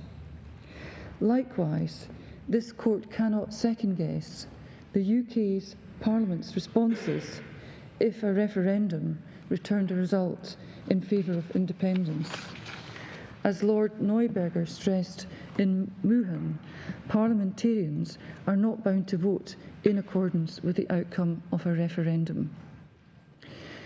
So therefore, in referring to the effect of a provision in section 29(3), the UK Parliament should be presumed to have meant the direct effects prescribed by the terms of the legislation, and in any event, not effects that are contingent or dependent on future legislation to be enacted by the UK Parliament.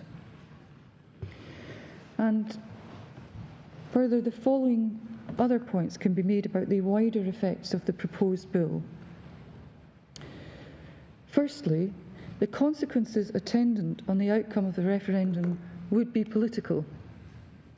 The Government of the United Kingdom has given no assurance or undertaking as to how it would act if the referendum returned was a yes vote. Even if a majority of voters were in favour of independence, then the practical realisation of independence would be dependent on political decisions and actions of a number of independent parties and bodies, in particular the Scottish Government, the Scottish Parliament, the UK Government and the UK Parliament. As I've just mentioned in Muhan, Lord Neuberger explained at paragraph 47 that if the issue came before the UK Parliament following a Scottish vote for independence, members of the UK Parliament would be free, indeed constitutionally bound, to vote as they saw fit. And the fifth strand to the argument is that the objection that the aim of Schedule 5 is to reserve to the UK Parliament matters of concern to the entire UK, and comments made by the UK Government in the 1997 White Paper concerning the integrity of the United Kingdom can be answered really in much the same way. The holding of a purely advisory referendum does not take the question of the Union out of the hands of the UK Parliament, nor does it purport to do so. the 1997 White Paper did not address the question of referendums, and it cannot be taken as suggesting that the Scottish Government is precluded from ascertaining the views of the population of Scotland on any subject matter reserved to the UK Parliament. Sixthly, other features of the Scotland Act do support argument in favour of an advisory referendum being within competence. Firstly, it is a necessary implication of the devolution established by the Scotland Act that the Scottish Government may negotiate with the UK Government about reserved matters. It is integral to Section 30 of the Scotland Act, by which modifications can be made to, for example, Schedule 5 by order in Council, approved by both houses of the UK Parliament and the Scottish Parliament, that the Scottish Government may have regard to and discuss adjustments to Schedule 5. Given that Section 30 has been used to modify, for example, reservations relating to Export Credits Guarantee Department, there was an order in 1999 and a relevant statutory instrument. And in addition to that, interception of communications and surveillance, and indeed insolvency law, it's implicit that such modifications were approved by the Scottish Parliament, and it's self-evident that the Scottish Government must be empowered to discuss proposed modifications. That is reinforced by Section 63 of the Scotland Act. I have a copy of that section, but that particularly allows for the conferral by order in Council of functions on Scottish ministers beyond the general transfer of competence. So Section 33 is not in the bundle, but I can pass it up after court for my lords and my lady. I'm so sorry, did you say Section 33? 63. So that allows for the conferral of functions beyond the general transfer of competence. And such an order, if it's to be made under Section 63, requires approval by the Scottish Parliament before it can be made. And the procedures involved in the transfer or conferral of functions is contained in Schedule 7, paragraph 1 of the Act. And I also have a copy of that. So accordingly, it has to be that it's inherent in the entire scheme of devolution that both the Parliament and the Government can consider, discuss, debate and ultimately vote upon proposed changes to the boundaries of legislative and executive competence. In order to exercise such functions in an informed and democratic way, the Government must be able to canvass the views of the people of Scotland on such issues. Reflecting these features of the devolution settlement, political parties can and do campaign in Scottish general elections on policies relating to reserved matters, testing the views of the electorate in general elections on such matters, and taking office on the basis of policies relating to such matters. Most obviously, of course, Scottish independence, but it might relate to any of a large number of reserved matters. There are various examples of the Scottish Parliament debating and passing motions in respect of reserved matters, as was envisaged from the outset of devolution, and I refer to some detail of that in paragraph 45 of my case.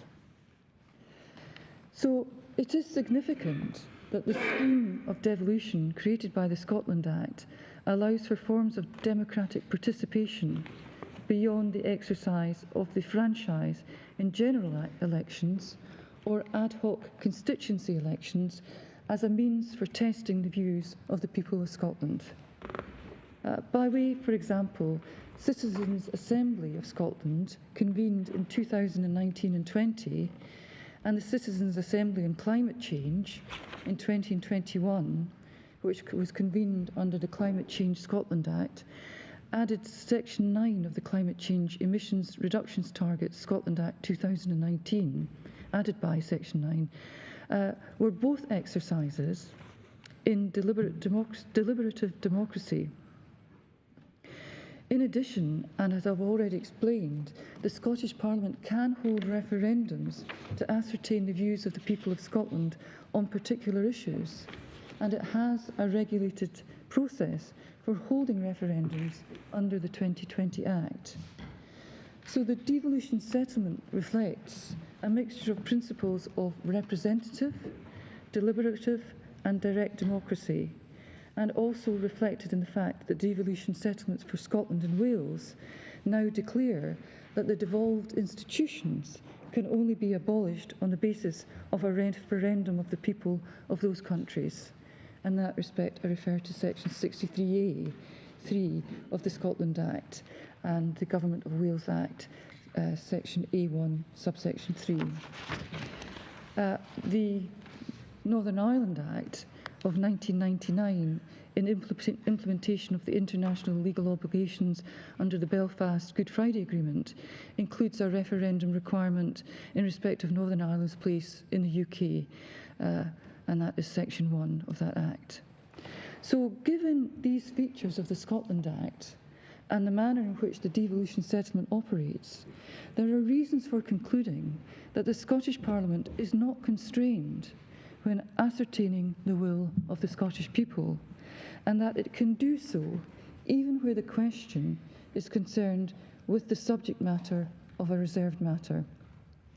Notably, both of the citizens' assemblies referred to above produced recommendations concerning reserved matters.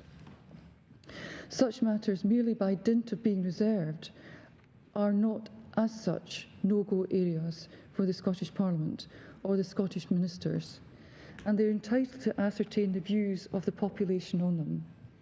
If they could not do so, the Scottish ministers would be precluded from consulting the people of Scotland on a wide variety of issues, whether by referendum or other form of consultation exercise. By way of example, casinos or daylight saving time provisions. These are in B9 and L5 of Schedule 5. These are reservations. So they couldn't, for example, consult the Scottish people on whether or not the way in which our clocks operate in Scotland, which can sometimes be challenging for young people going to school in the morning during the winter times, they couldn't consult on whether or not there is a reason to consider that there should be at least some discussion with the UK Parliament about changing daylight saving time. So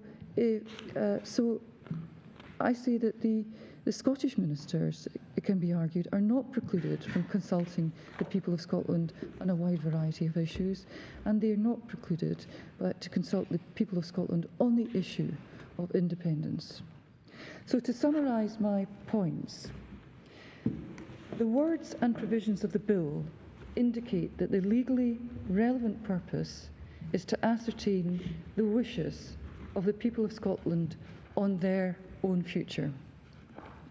The wider motivations and aspirations of the Scottish Government and other political parties are not legally relevant.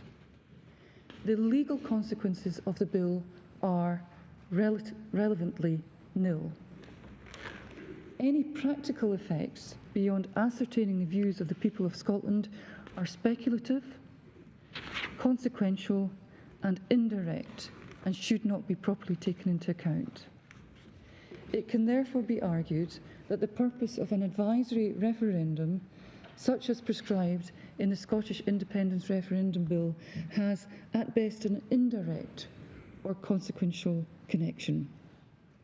I refer to the Welsh asbestos case at paragraph 27, and so it has at least an at best indirect or consequential effect to the Union, and it doesn't have a direct or short-term effect.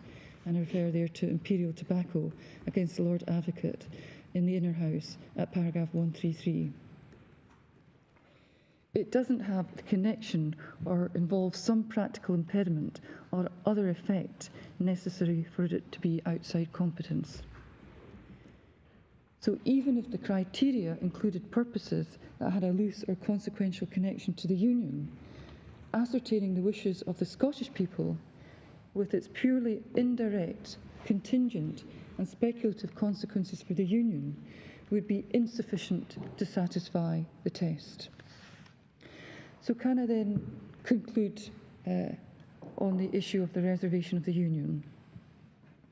Whether the referred provisions relate to the reservation of the Union depends to a significant extent on how broad a meaning is given to the effect of any referendum within terms of section 29(3). If its effect, for the purpose of determining whether it relates to the reservation of the Union, embraces the political consequences of any yes vote, then it may be beyond the competence of the Scottish Parliament. If, however, its effect is determined by its legal consequences and immediate effect, obtaining the views of the Scottish people on the subject matter of a reserved matter, then it may not relate to the reservation and thus would be within the competence of the Scottish Parliament. So then, moving on to the arguments as to whether or not the referred provisions relate to the Parliament of the United Kingdom, in that respect refer to Schedule 5, Paragraph 1c. Paragraph 1c of Schedule 5 identifies that the Parliament of the United Kingdom is a reserved matter. In Legal Continuity Bill, it was held that the reservation encompasses the sovereignty of Parliament, and I refer there to paragraph 61. So the argument that the referred provisions relate to the reserved matter of the Parliament is as follows. If Scotland became independent, this would involve a reduction in the scope of the UK Parliament's powers, and I refer to Muan at page 672 at paragraphs 17, 71, 91 and 102. Indeed, if Scotland became an independent country, members would no longer be returned to the UK Parliament from Scotland, and it would become the Parliament of England, Wales and Northern Ireland. The purpose of holding a referendum on independence, even though it is advisory in nature, would be a purpose that relates to such a diminution in the power of the UK Parliament for essentially the same reasons that I have given in relation to the issue of competence. In relation to the case that the reserved provisions do not relate to the Parliament of the UK, the argument that the referred provisions do not relate to the reserved matter of the Parliament is as follows. The Legal Continuity Bill case made clear that the reservation of the Parliament of the UK is not infringed in circumstances where the authority of the Parliament to change the law is not affected. It therefore dismissed a submission that Section 17 of the UK withdrawal from the EU Legal Continuity Scotland Bill, which would have made specified delegated EU legislation dependent on the consent of the Scottish ministers before it could take effect in Scotland, related to the Parliament of the United Kingdom. This court at paragraph 63 held, nor are we persuaded that Section 17 impinges upon the sovereignty of Parliament.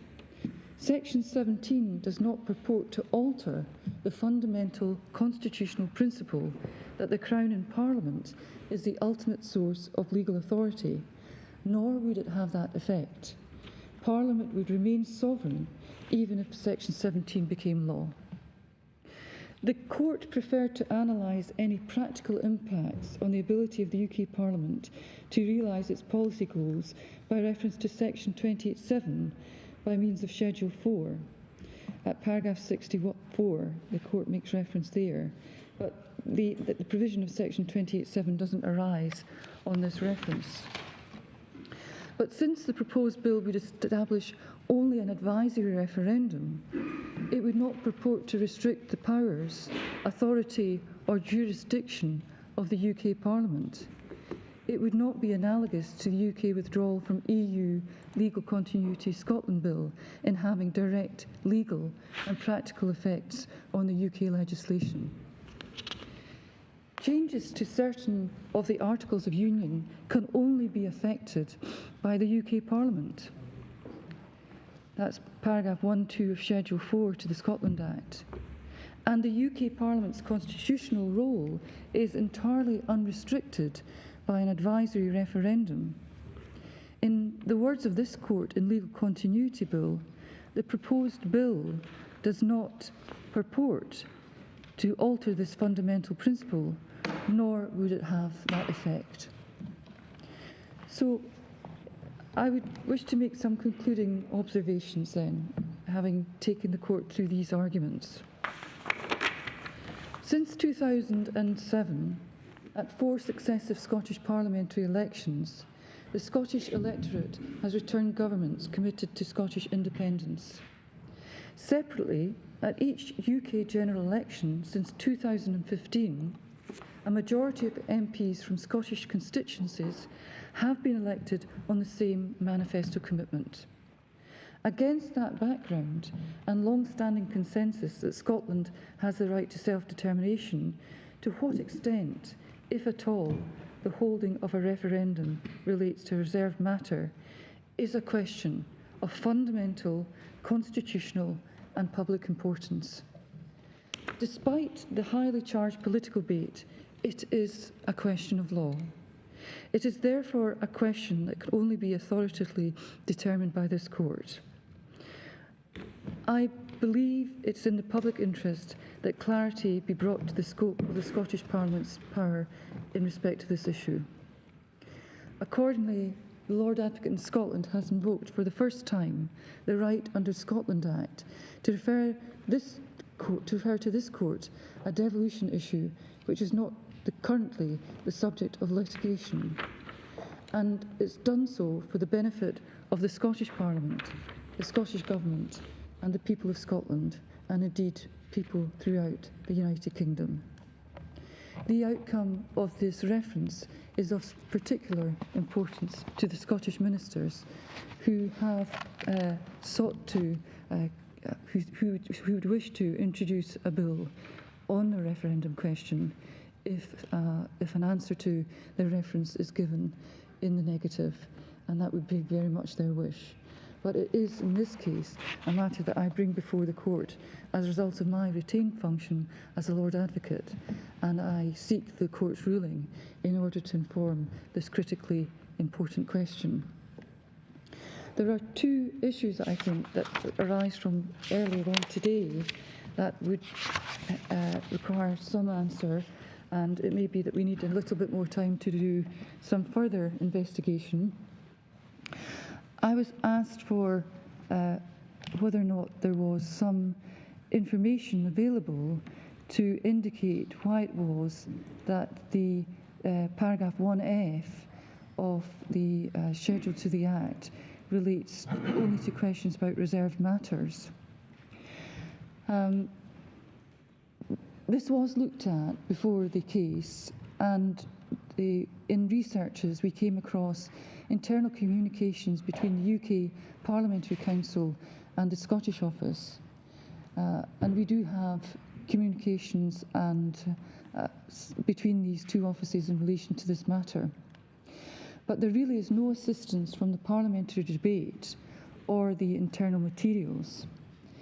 And I submit that it's reasonable to suggest that paragraph 1F reflects recognition by the Parliament that it's not possible to foresee all circumstances in a question about a reserved matter could arise, and an intention to capture all such circumstances without exception.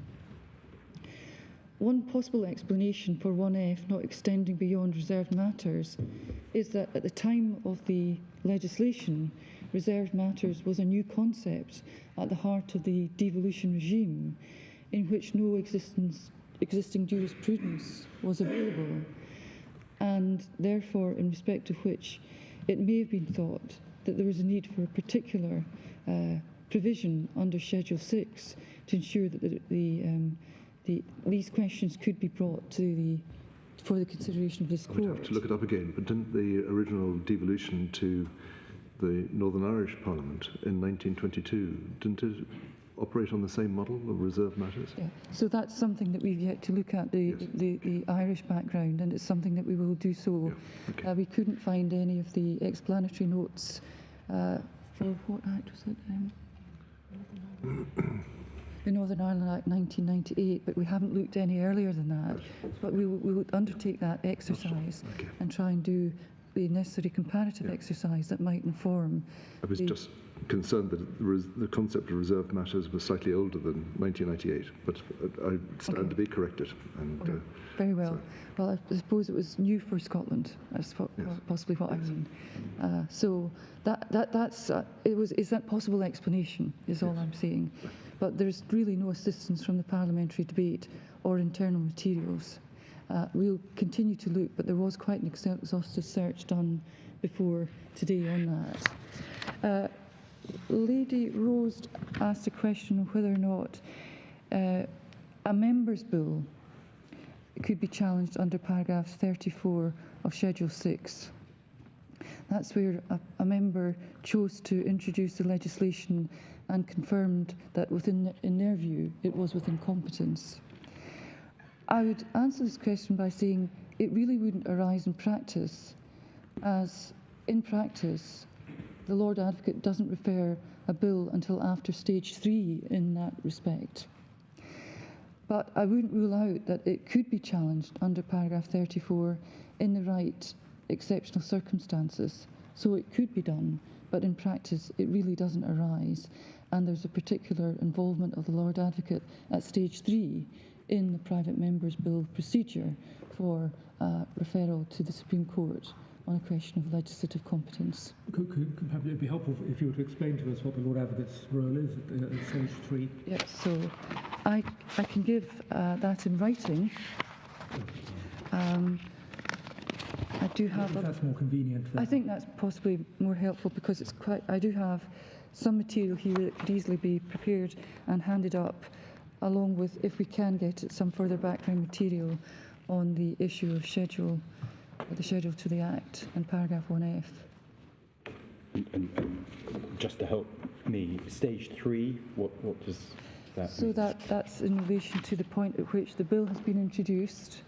It's gone through the relevant processes within Parliament in terms of debate, committee stage and amendments. And the final stage in the process is stage 3. And that's the stage at which the Lord Advocate would then consider whether or not, as a result of the terms of the bill, or indeed any amendments, that the case should be referred to the Supreme Court in terms of the legislative competence issue. But I can easily give my Lord a flowchart on that. Yeah, no, I think I've understood from your explanation. Thank you. Is that something different from the Section 33 process? So the Section 33, I just need to check Section 33.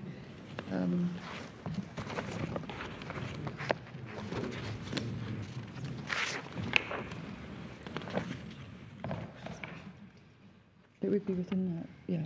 I think it's part of Section 33 process, but it's just called Stage 3, I suppose. It's part of the process within Section 33 that there is the scrutiny of the bills. As I understand it, Stage 3 is essentially the temporal period defined in Section 33, subsection 2. Yes. Right.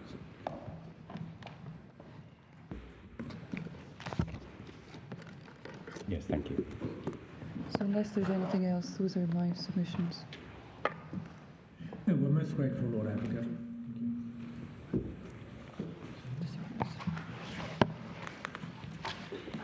You follow the statement. Sir James. My lords, my lady, I'm going to take the issues of jurisdiction and discretion together and try and focus the submissions a bit under that composite heading.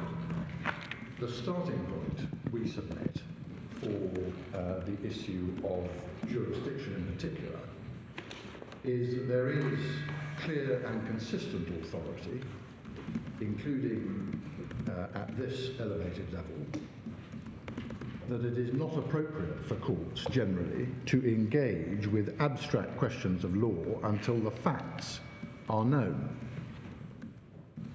And the case law has made it entirely clear that the facts for this purpose include whether possible legislation will in fact be passed, what its precise terms will be, and indeed very often a factual matrix to which such legislation actually applies. That case law doesn't just identify those as the relevant facts for the purpose of the principle. It examines in some detail why the courts take that position. And I wanted to take you to 2 or 3 authorities, if I may, on those matters. The first of them is the Attorney General for Northern Ireland's reference in this court behind tab 12, starting at page 866. And the relevant page, sorry, it's maybe very inconvenient to give you the start page if you're doing it electronically. 872 is the page I actually want.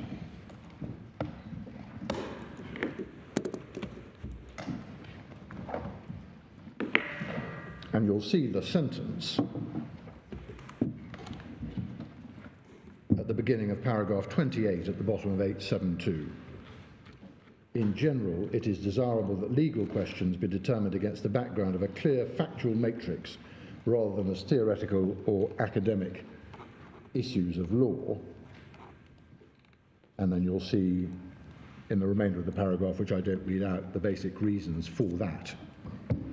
It was a theme to which Lord Kerr returned in the second of the Attorney General references. I don't take you to that second Attorney General reference now, because we've summarised the relevant bit in our case at paragraph 37. So that's the first set of cases, as it were. The second of them is a decision of Lord Justice Lloyd Jones, as he then was, and Mr. Justice Lewis in Yallen, to which reference has already been made. That is behind tab 56, and the relevant paragraph for our purpose is on page 3317 in the electronics. 3317.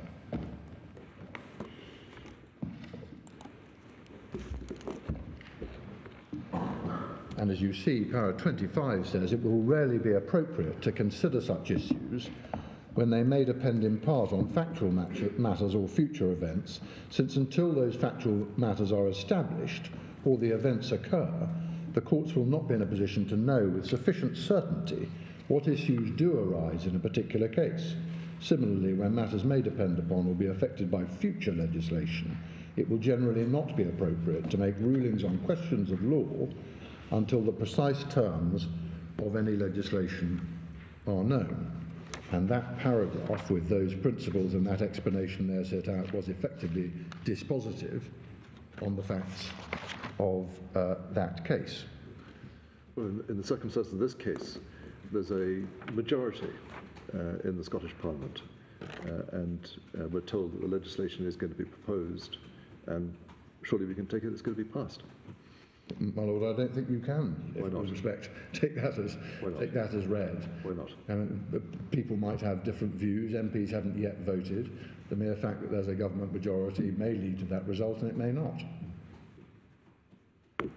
My Lord shrugs your shoulders, so that's unrealistic. It's a matter for you to take into account. But normally the views of courts are that even if a government has a majority, and even if a government is proposing legislation, it doesn't necessarily follow that it will be passed at all, and if it is, will necessarily be passed in precisely the terms in which it sits when it's introduced. This is, in essence, a very short piece of legislation. One can hardly imagine fundamental changes to the question or to the operative parts of it. Well, my Lord, you may very well be right. I simply don't know. There may be operative parts that get changed by way of amendment, there may not. Okay. In any event, I'm simply on the principles at the moment rather than necessarily how it applies here. I don't want to diminish the force of the point my Lord puts to me. I'm not entirely unrealistic. It is a short piece of legislation, and I suspect that on both sides' cases, the issues that would arise at the later stage in relation to competence will arise come what may, and irrespective of the precise form of the question. So I'm not seeking to deny that. This is in large part, as it were, a setup to the submissions I'm going to make, which are of broader significance in this case, about how jurisdiction works under the Scotland Act, where you will need to bear in mind not just the facts of this case and the potential clarity of the legislation, but more generally how the Act works, and in particular the interrelationship between Section 31(1) and Section 1, Paragraph 1F of Schedule 6. That's the key bit for present purposes, and that's a bit that isn't confined necessarily, or at all, to this particular piece of legislation. So that's the broader answer of principle.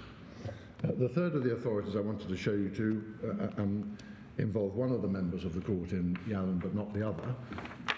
By this point, Mr. Justice Lewis had become Lord Justice Lewis and was sitting with Mrs. Justice Steyn in Counsel General for Wales, tab 59, page 3530.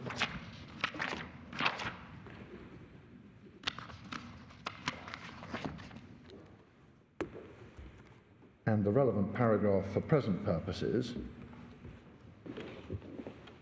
is paragraph 33, starting halfway down, or a little over halfway down, page 3530. Can I invite the court to read to yourselves that paragraph? Quite a long paragraph, but maybe more convenient to read it to yourselves.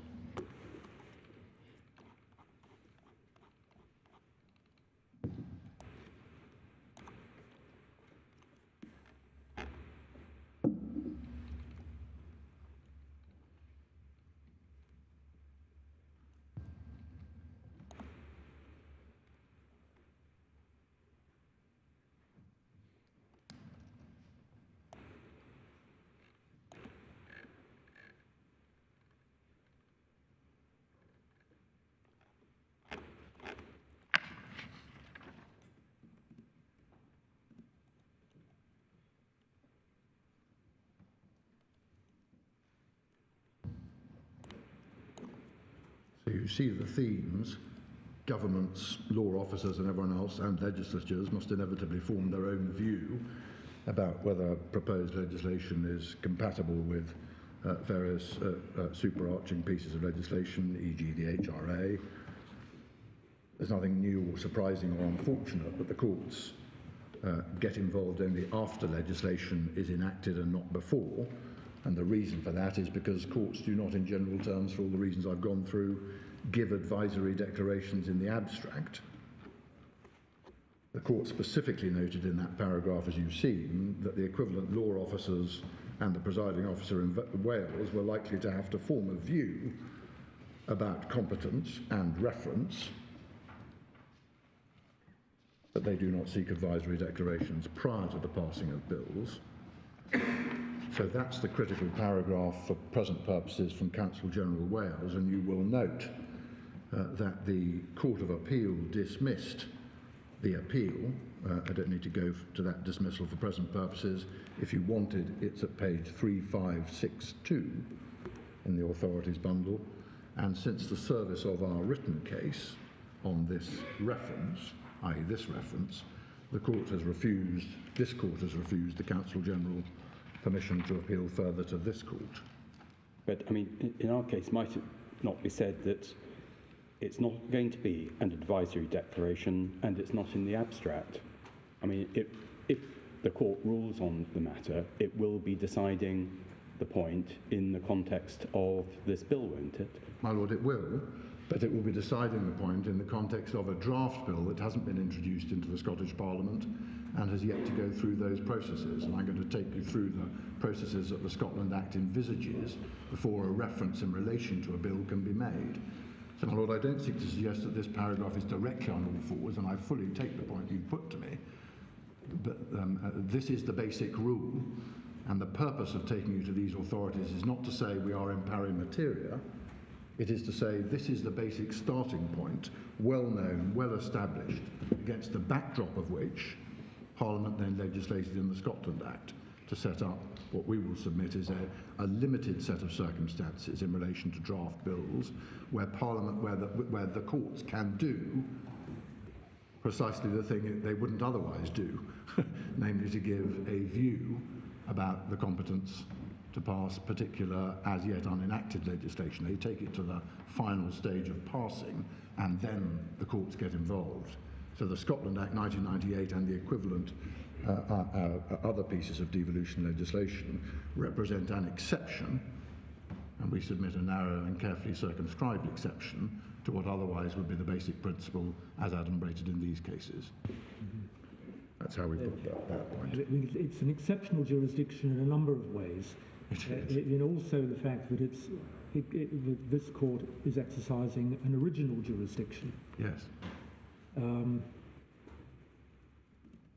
In proceedings which can only be initiated by law officers.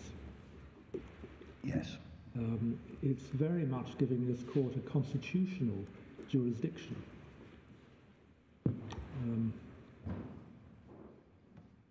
So it's somewhat different from, well, for example, the judicial review proceedings in the Counsel General case. My Lord, it is.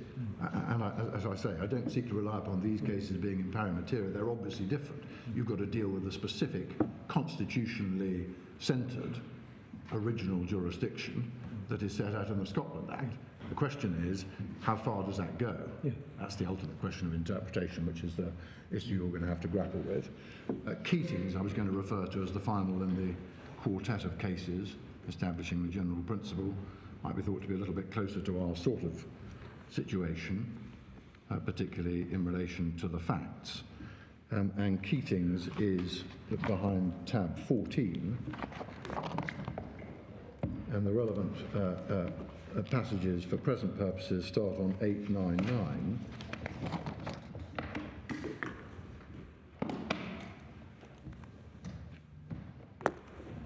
And again, I don't invite you to go through them all now, but you will see from the reasoning of the court, this is Lord Carloway, the reasoning of the court at paragraphs 51, and particularly 51 through to the end of 55, reject the attempt to inveigle the court into ruling on the draft piece of legislation for a referendum of the kind that we're concerned with, and they did so on the basis of those traditional principles. There were lots of imponderables in that case, including whether or not a bill would in fact be introduced and how it was going to turn out. And many of those imponderables do at least have some resonance here. The bill hadn't been introduced. As the court put it, a draft bill has no legal status. If introduced, a bill may or may not be passed by the Scottish Parliament, said the court. The form of the bill introduced may be different. No matter what its initial form, said the court, it may be amended. Now, again, it could have been said to those representing the Advocate General in that case, well, isn't it obvious? They've got a majority. It's a pretty straightforward piece of legislation, but they were imponderable enough, at least for that purpose, to lead the court to the conclusion that you see set out at paragraph 55. I thought at that stage the result of the election wasn't known. My Lord, it wasn't. So there were more imponderables here, as I entirely accept. Yeah. But the ones I identified just now were taken as imponderables, as it were, from the reasoning of the court, as you see in paragraph 55. So we do submit that that basic principle is the key starting point, at the least, in considering the meaning and effect of the Scotland Act, and is important in considering discretion if you get to that stage. I wanted then to turn directly to the Act, recognising that this is a question of interpretation of the Scotland Act, with all its status of the kind my Lord the President has just reminded us of. And so far as the Act is concerned, I wanted to make two key initial points, if I may. And the first is that the legislation, that's the Scotland Act, sets out a carefully regulated and specific timetable and set of requirements before a reference can be made of a bill.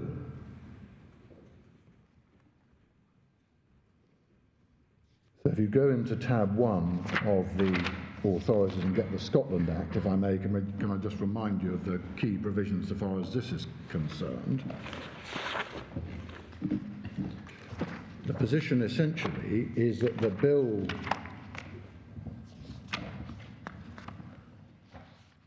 must have been passed or approved in accordance with any standing orders that are made under section 36(1) and 5. I take that from section 33 sub 2 on page 141.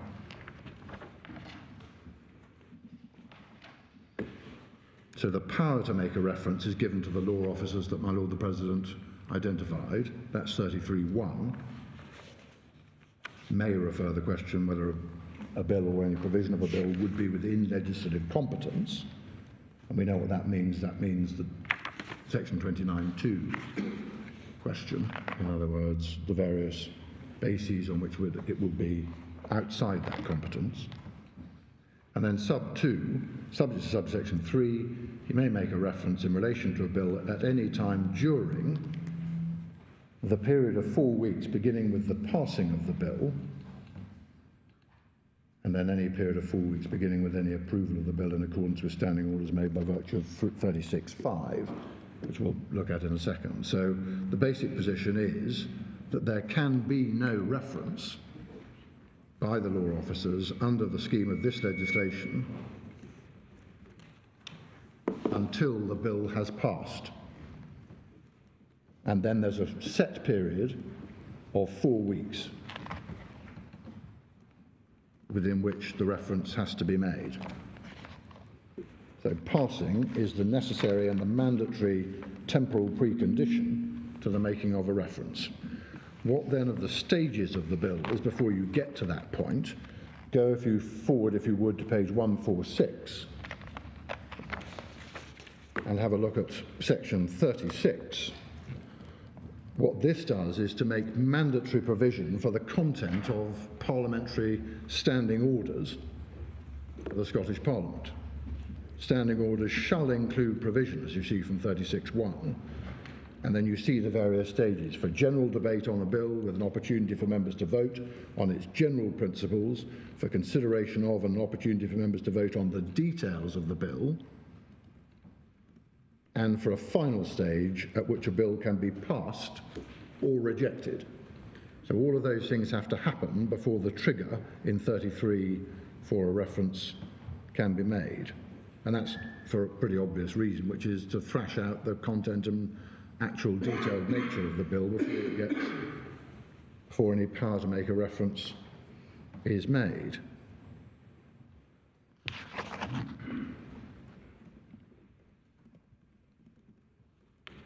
You will then see, and we don't need to trouble too much with it, but you saw reference to 36(5) and the approval process earlier on in the provision I took you to, and you will see that 36(5) is effectively a reference back to 36(4). I'm not going to go through the intricacies of that, but it is at least worth chasing through those procedural intricacies as the alternative to passing as the trigger point for a reference. In a specific type of situation, you've got to have standing orders making provision for various other sorts of process that have to be gone through before the reference trigger point is reached. They are, in essence, and in very broad summary, matters where the subject matter of the bill are to do with how you get elected to the Scottish Parliament. So there is an intricate scheme for standing orders to regulate those parliamentary stages, and they include provision, as you see, for detailed consideration of bills by the Scottish Parliament. The prescribed legislative stages include specified opportunities for legislative reconsideration after the Supreme Court determines any reference. So there's provision made in this Act not merely for the process that leads you to the reference jump-off point, But there are also provisions in the legislation that deal very specifically with going back to the Scottish Parliament after the Supreme Court has determined a reference. See, for that purpose, section 36, sub 4, standing order shall provide for an opportunity for the reconsideration of a bill after its passing if and only if the Supreme Court decides that the bill or any provision of it would not be within the legislative competence of the Parliament. So in other words, if you assume introduction, they pass, the statements are made, the bill is prima facie deemed to be competent, it comes to the Supreme Court. The Supreme Court disagrees, says no, that provision and that provision and that provision are not within competence. Standing orders have then got to provide for a process, or at least for the opportunity, for the Scottish Parliament to reconsider. So that's part of the built-in process. All of those processes presuppose that the draft bill has gone through the first essential stage of introduction. And I'll come back to that because section 31 and how it works is at the heart of the interpretive debate that you will have to grapple with. But all of those stages, as I say, are preceded by the requirements for the various statements and the offering of views. Then it gets introduced, then you have the standing orders, then you have come back if the Supreme Court decides any part of the past legislation is in fact outside competence. You will also have noted, and the President reminded us of it a minute ago, that as part of that intricate structure, only specified office holders can refer. See section 33, sub 1, at page 141, and they are the Advocate General, the Lord Advocate, or the Attorney General.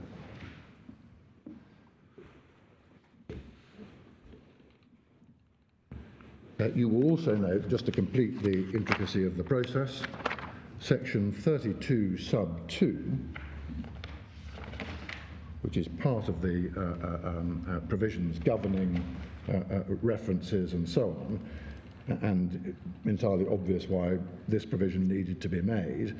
32.2 is on page 137, and what it does is to preclude the presiding officer from submitting a passed bill for assent if a reference is made within that 4-week period. You can see why you would need that, because otherwise the bill was submitted for assent before the Supreme Court had offered the constitutional view on competence. So the key point to be derived from this suite of provisions, with all their care and intricacy, is that the United Kingdom Parliament in the Scotland Act has required that the stages of the legislative process in the Scottish Parliament be completed. The legislation specifically sets the end of that Scottish parliamentary consideration as the trigger for the 4-week window referred to in section 33.2. And the clear intention is therefore, at this stage, that the bill in the Scottish Parliament has gone through all of its legislative stages, all of those stages referred to in 36.1, so that it is in final form and simply awaiting assent. That's the only thing that needs to happen, is His Majesty needs to put the chop on it. It is the point at which the issue, therefore, bear in mind at least the basic themes from the case law I took you to earlier, it is the point, legislatively, it is the point at which the issue that will come before the Supreme Court is as close to not being abstract or inchoate as possible. You've done everything apart from His Majesty putting his chop on it. You will also note, as part of this legislative structure, and it is just to note, that there are relevant provisions within it, and provisions specifically made for orders in council to be made that would specifically modify both of Schedules 4 and or 5. You see that from section 30 sub 2 on page 131. And that was a point that was noted by the Lord President in Keating's at paragraph 55. You may have picked up that reference in paragraph 55 of Keating's to that power. And it was that section 30 power which was used to make the order in 2013 modifying Schedule 5, the bits that we're worrying about when we get to that competent stage, so as to permit the referendum which took place on the 18th of September 2014. The order, if you wanted, is at tab 36, page 2164, but it followed, as you will recall, a political agreement that was reached between Her Majesty's Government and the Scottish Government in 2012, which you also have in the bundle. But section 30, for present purposes, sits as part of that scheme. You can change it if you want to, but it has to be done by that process, which is specifically provided for. So that's the first point I wanted to draw attention to in relation to the Act. It sets out a carefully regulated and specific timetable and set of requirements before a reference can be made. You can't just do it willy-nilly. It's very carefully done, and it's very carefully done with an eye to all of the line of case law I took you to earlier. It sets the time point for jumping off at the point where the legislation is in effect final apart from assent. Second point in relation to the legislation, it is also evident, and Parliament, that's the UK Parliament, will have appreciated this fact as well, that a variety of documents are likely to be created before introduction of a bill into the Scottish Parliament, and those documents will normally accompany the bill at introduction. So, explanatory notes, policy memoranda, committee reports, and so on. I say will normally, under the Scottish Parliament Standing Orders Rule 9.3, any bill must be accompanied by a financial memorandum and explanatory notes, and a Scottish Government bill has also got to be accompanied by a policy memorandum setting out the policy objectives. See page 6441 in your authorities bundle. And this point is of interest because those sorts of documents, which may be perhaps, to come back to Lord Stevens, less necessary in the context of a simple bill with a basic purpose like this, but might be very, very important in relation to more complex legislation, which this scheme will have to govern as well, and whatever view you take on 31.1 and its relationship to Schedule 6, paragraph 1, will also have to work for.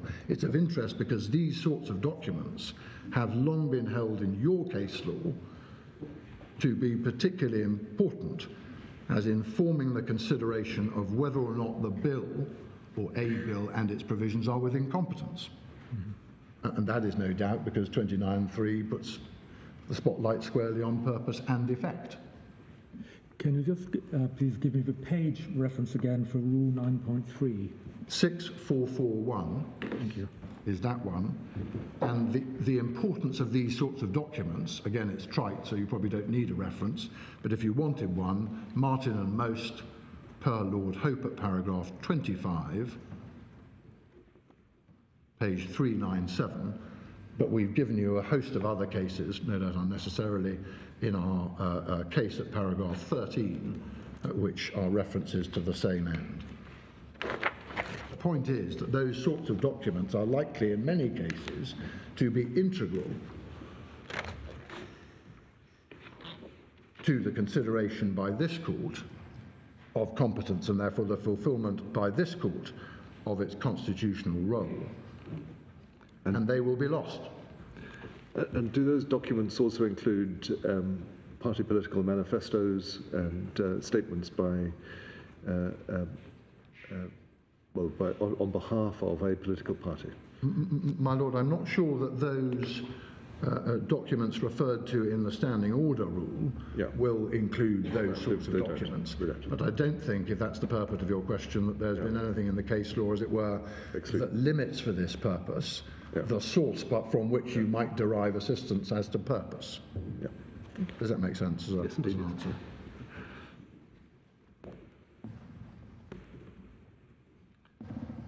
So the reason that the legislation goes into this level of careful detail setting out the pre-enactment safeguards is obvious.